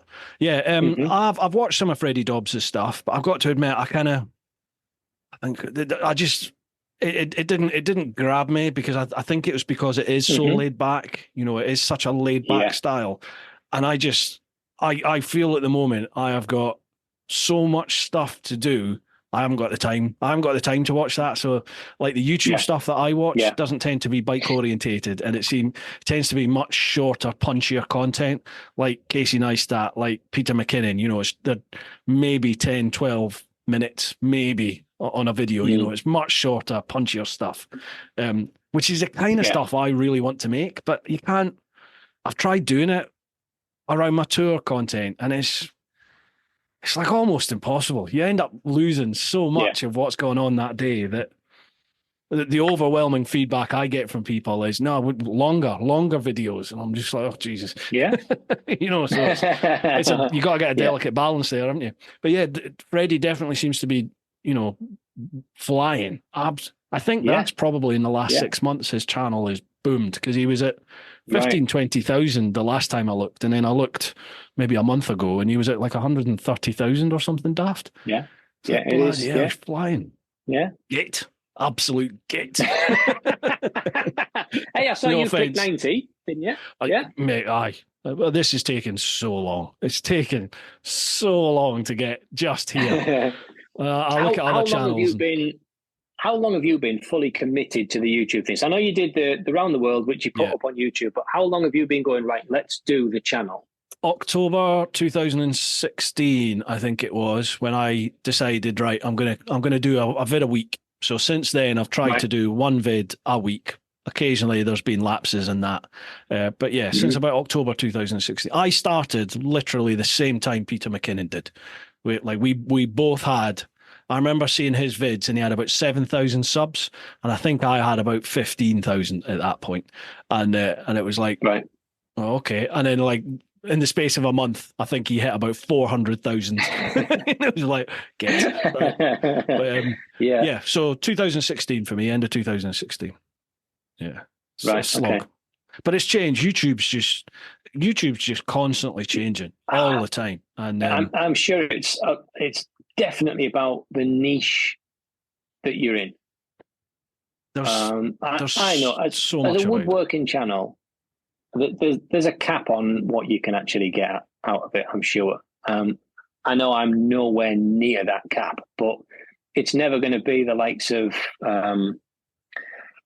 the Sidemen stuff. God, they irritate the crap out of me. They really do. Absolute dross, but they get millions of views every time, and they're on millions of subscribers. And you think, why? And it's because children have nothing better to do they? So, but it's changing. YouTube is definitely changing. Yeah, like this short attention span. You know, change the screen every something like 2-3 seconds, whatever it is that has been the norm of late. The Mr. Beast style, that is changing, and the longer form, I think the vlog style content is going to come back. That's starting to reappear. Again. Yeah, so it's a bit slower paced, a bit longer on a specific camera shot, a more one-on-one style rather than these highly produced and edited pieces graphics everywhere. Yeah. And I think that is changing. That's definitely changing. Good. Yeah, that makes my life a damn sight easier. Yeah, but then you have to tailor it to your market, because, like, I have a fairly within the bike sector, my style is fairly different to a lot of others in that I've always used a jump cut style. So you know, I don't. Rich tends to hang on a shot a lot longer, and there's more like periods of just riding the bike, or a pause of no talking just so you can look at the scenery or whatever's going on. I don't do that. Mine's just like bang, bang, bang, bang, bang. If there's no talking and nothing in particular happening on the screen, you know, no good turns, not a montage, I just cut it. I get rid of it. And when I first started doing my vids, I had a lot of messages from people going, slow it down. I can't cope with the screen changing all the time. Put that to now, and that's what everybody wants now. Like your viewer retention will just fall through the floor. Everybody wants. Yeah. But you see it in your analytics. Wants. Yeah, you genuinely. But you're right. I've seen a few videos recently that have come up about the different style of YouTube editing that seems to be coming back. That yes, you've got to change your camera angle, you've got to just slightly zoom in a little bit, but it is going away from the massive editing of every 2 or 3 seconds something's got to change. Well, you've got to think about your viewer retention and keep their attention going somewhere, but just chill it out a little bit. And I think also, I think our audience will probably be very similar. Age range of 30 to 60, 70, generally male. And I think, we're of the age that doesn't actually need everything changing every 2 or 3 seconds. We have an attention span. It's not a 4-second. It's literally officially less than a goldfish now. No, it's crazy. Which is quite scary, isn't it? Really? Yeah. They do say something like, is it 2 to 3 seconds now, or even less than 2 seconds? The last one I saw for was things like shorts. Yeah. If you haven't grabbed someone with a hook within the first 2 seconds of a short, you're wasting your time, which is why I don't bother with shorts. I tried them, and few of them got a couple of thousand views. There was one that got 100,000 views. A lot of them got 19 views. And you're like, that just means YouTube hasn't showed it to anybody. What is the point in me even bothering? I'm a convert. I do a lot of short form content now. So for every vid I do, like long form vid, I'll have at least one short, if not a couple of shorts that I'll produce from that. And I use that. I tend to reuse it. So I'll use that as a reel on Instagram. Oh, definitely. And is it a reel on Facebook as well? Whatever they call it on Facebook. I have no idea. I can't stand Facebook. I hate it. I hate Facebook. But it's my biggest platform. I've got 120,000 followers on that. I don't know how, but I do. So I can't ignore that. But I fucking hate Facebook. Yeah. It's just, like I've got my personal page, me, Bruce Smart, and then I have the business one, a page for TeapotOne. I've got a page for chicken strips, which I hardly use the chicken strips one at all. But the crossover between TeapotOne and my personal one, it's just like it seems to, it tells you how many notifications you've got. You've got replies and messages. Excuse me, sorry about that. It mixes my personal with my business, so it's just like it's too much effort, it's too much bother to faff about with that and sort through it. So I just tend to do everything on Insta. I think Facebook tends to be a slightly more negative place as well. Yeah. I think it's because it's an older audience on Facebook.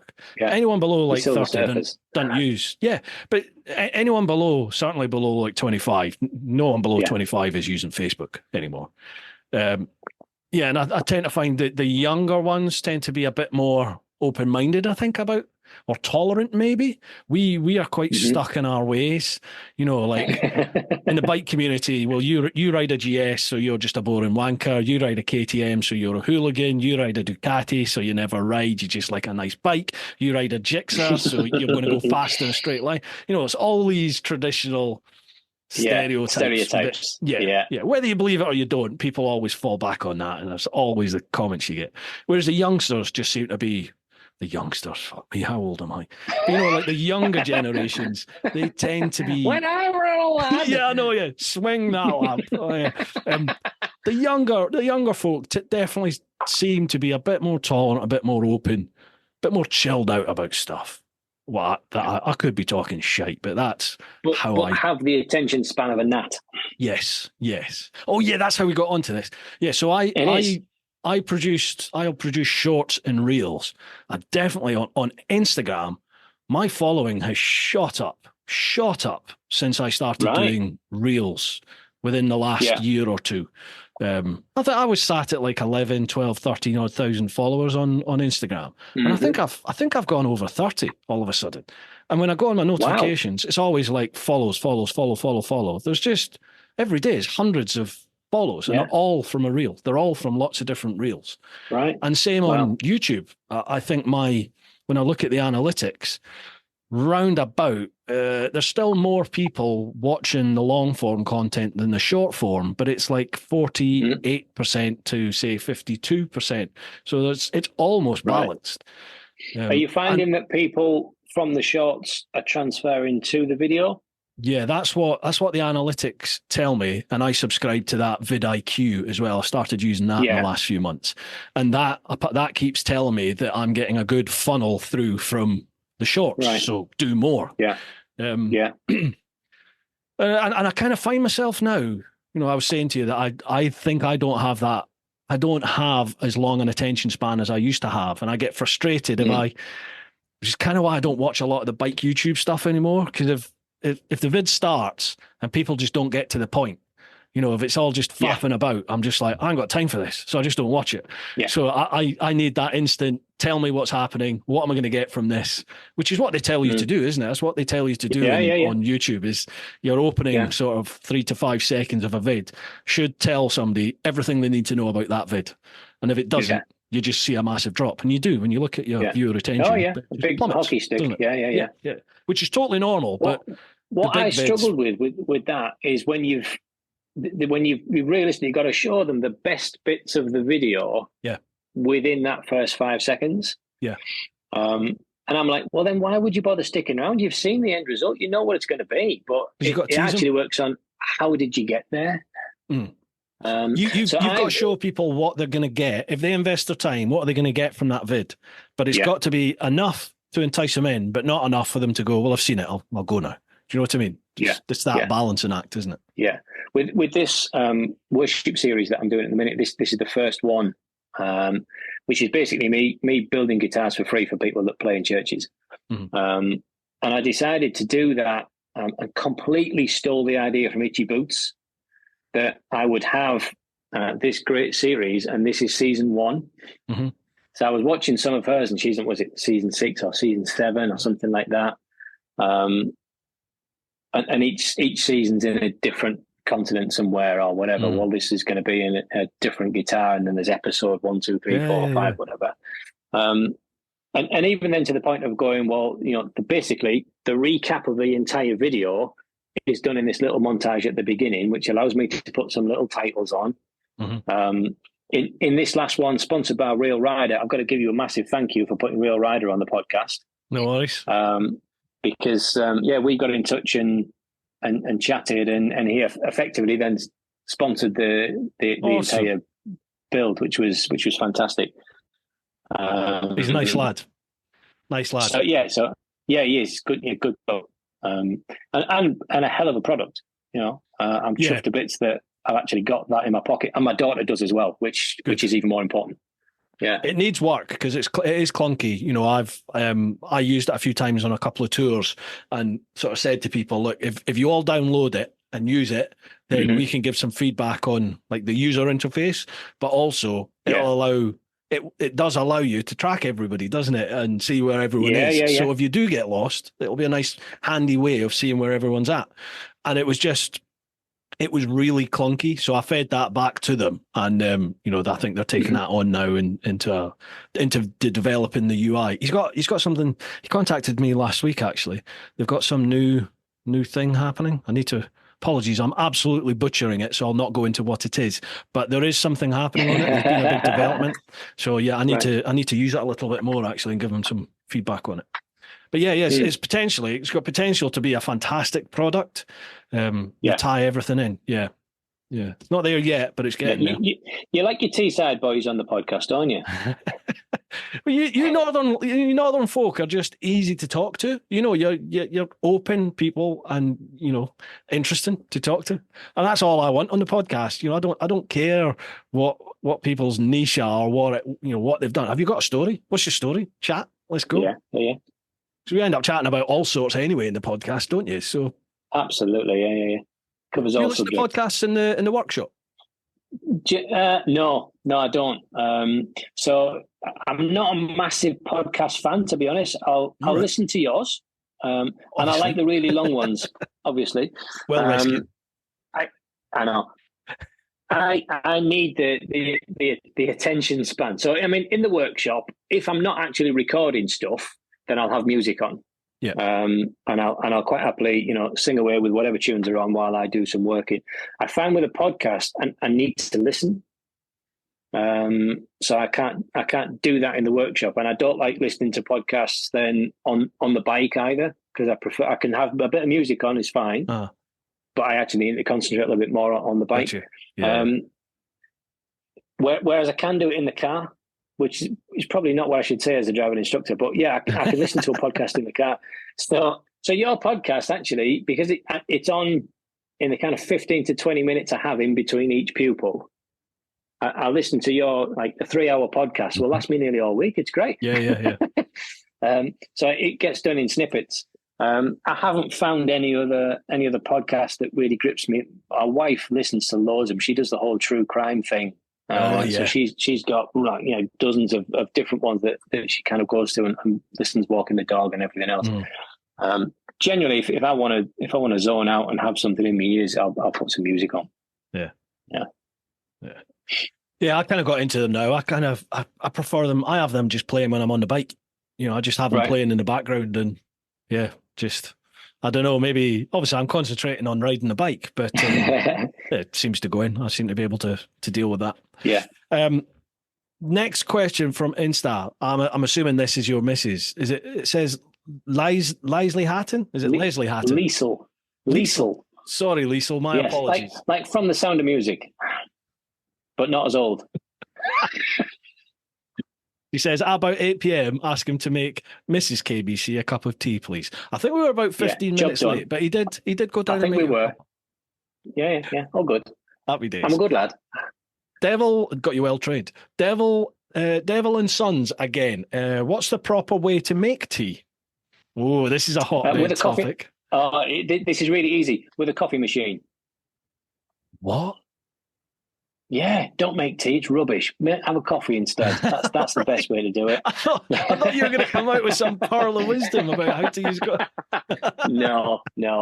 Apparently, I make a really nice cup of tea. I mean, I think that's the story that the missus tells me, so that she doesn't have to bother putting the kettle on. So you make them. Yeah. But that is tea bag, hot water. So she likes a strong cup of tea, but with loads of milk in. Oh wow. So she goes, oh, no, I want a weak tea. No, you don't. No, you don't want a weak tea. You want a strong tea with a load of milk in. So that's what she likes. I can't be doing with tea. It's boring. It dries my mouth out. Give me a coffee. Yeah, I'm a coffee man. So, we've got a really nice coffee machine, and I'll go through stupid amounts of coffee every day.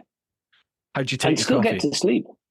As strong as possible. If you can stand the spoon up in it, it's all good. Black? I used to have...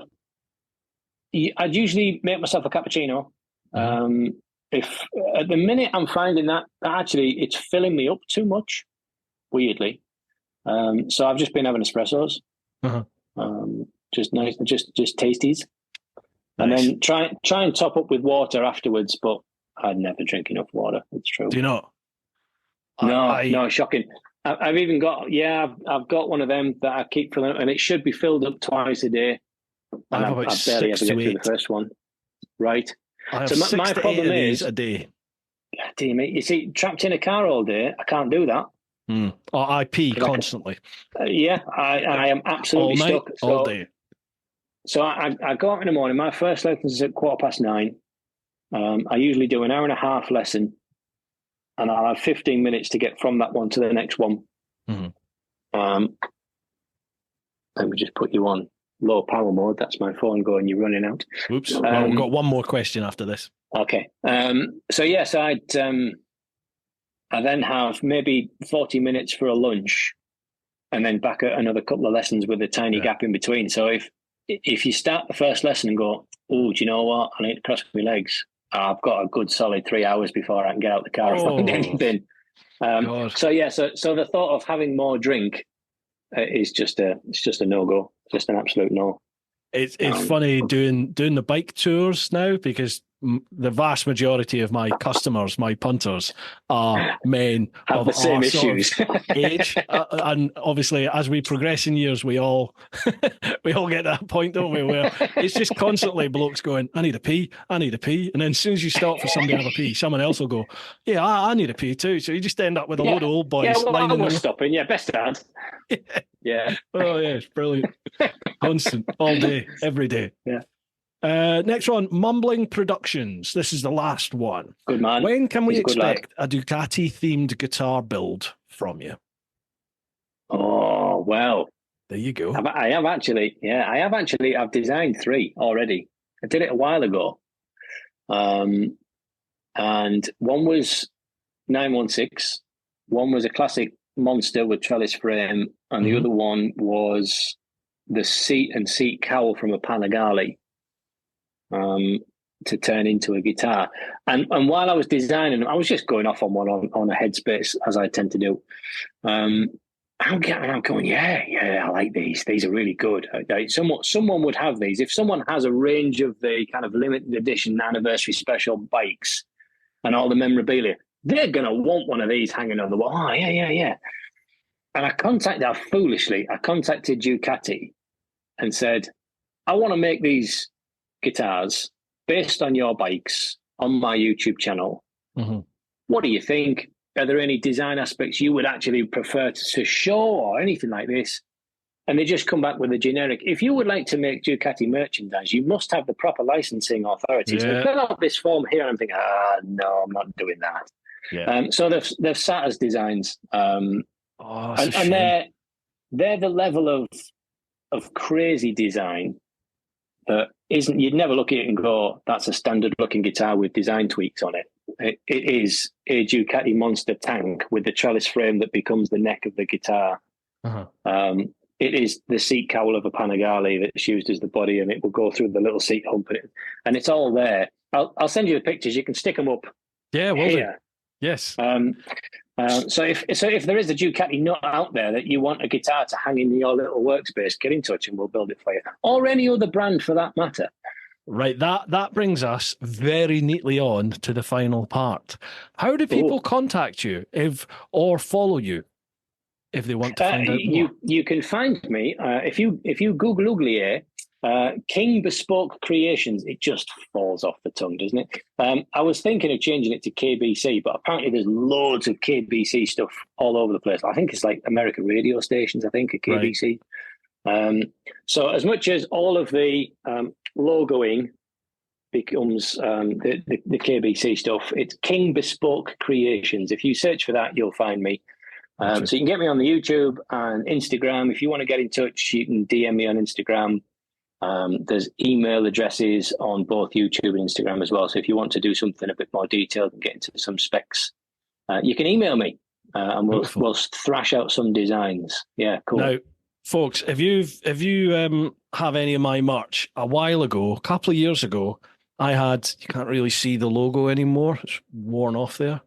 But Chris did these slate style coasters for me. And they flew off the shelves, these things. And I must say, thank you very much for sending through these. So we've got the old tractor, but that is the beast. There's the jigsaw. Love them, mate. Thank you very much. Much appreciated. My pleasure. That was something that, again, with the YouTube channel, you get sent some stuff. And some companies got in touch about laser machines. Mm-hmm. So the latest one that I've got in the workshop's like £1,000 worth of laser machine that I would never have bought off my own back. And the company went, do us 2 videos. Yeah, okay. Isn't it amazing? Isn't it amazing? Just phenomenal. Companies just will do stuff like that. Like Insta sent me absolutely crazy.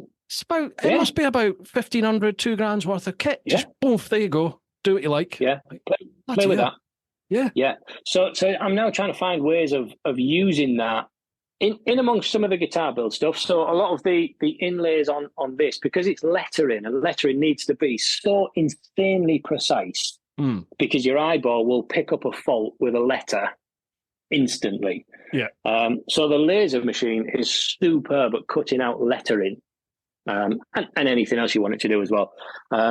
So trying to find ways to incorporate that machine, now that I have it, into the work that I do. So it's still, all of the body is completely hand cut and hand carved, but the inlay can just be that extra touch more precise. And then things like the coasters, those bikes, stuff that you can just put on Etsy. So again, if you get onto the website, kingbespokecreations.uk, There's links to the Etsy shop in there where you can get all some stuff. I've got a quiz for you, actually, because I've done a set of 4 coasters with different adventure bikes on, right? All right. Uh-huh. I'm gonna tell you what drink you would put on the coaster, and you're gonna tell me what bike's on it. All right. Okay. So the first one is dead easy. This one on the back of here is a bike, and you're gonna put a Starbucks cup on that. That's got to be the tractor, isn't it? The GS. Got to be, hasn't it? There you go. Right. So there you go. So that's dead easy. Right. You'd put an espresso on this one. Ducati. Yeah, but they're all adventure bikes. Okay. Oh, what, the Multistrada? It's going to have to be the Multistrada then, isn't it? There you go. Isn't that gorgeous? Nice. Isn't that lovely? Right.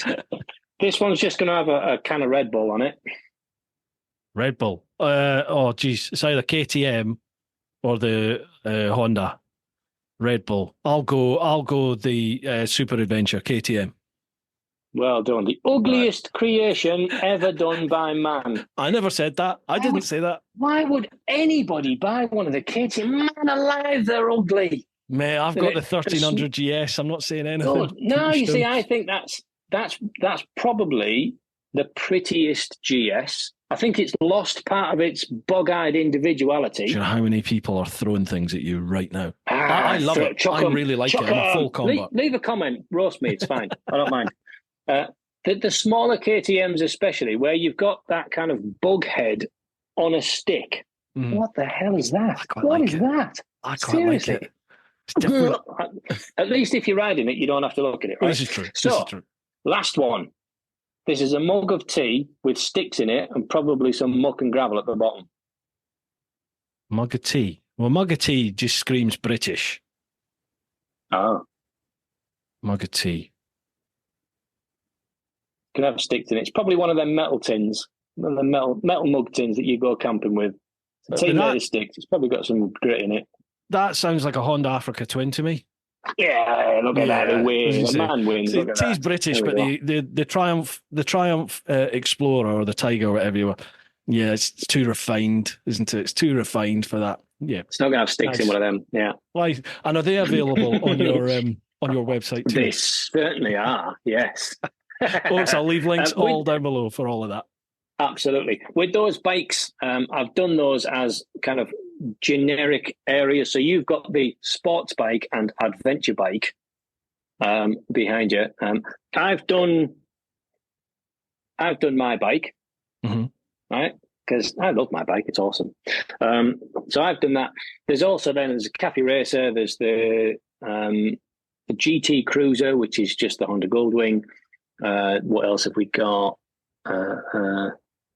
There's other one. I can't remember what the other one is. But if someone wants to do their bike that's not in that range, just get in touch and I'll laser one up for you. Oh, happy days. There you go, folks. Easy peasy. Easy peasy. Or for your biking other half. Absolutely. Yes. With Valentine's coming up. Actually, this will come out on Valentine's, I think. So we might be a bit late for the Valentine's rush. Well, if you need to make up because you forgot Valentine's. Actually, no, this will be the week after Valentine's. So you are in the doghouse if you've forgotten by now. Yeah, exactly. So to make up for that, you could get one of these for your biking other half. Absolutely. Yeah. Absolutely. Dude, before we go, I'll just chuck the floor over to you. Is there anything else you want to chat about? Are there any shout outs you want to give? Sponsors you want to plug? Feel free, over to you. No, it's all good. Come and check us out. If you like some funky woodworking stuff, hints and tips in the most simplistic form possible, then come and check out the channel. There's loads of videos that you can go through. We might have something with Dickie Vegas, possibly. I'm surprised there's no questions on that. Yeah, he just needs to pull the pin on that one. But that could come on, Dickie. You know one. You want to do it. It's just a massive glitter ball, and then the neck's just tinted in fake tan. That's all it is. Standard for him. It's got to be. Cool, man. I've enjoyed this. I've enjoyed having a chat with you. Thank you very much for coming on. Thank you very much, mate. Fun. My pleasure. Absolute pleasure, mate. Thank you very much for asking. My pleasure, bud. My pleasure. Folks, make sure you give Chris a follow over on Instagram, YouTube, all the links, everything will be down below there, even the socials, the website, the Etsy store. Make sure you check all that out for us.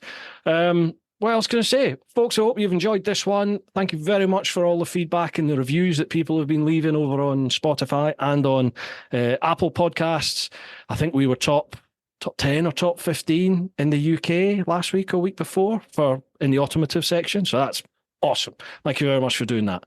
If there's guests, any particular guests you would like on the pod, again, let me know on my socials. Links will all be down below, and we'll see what we can do to get them on. Right.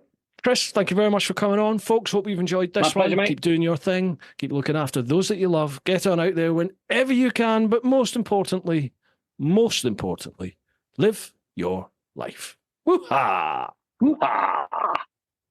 Cheers, dude. That was mint. Let me stop that.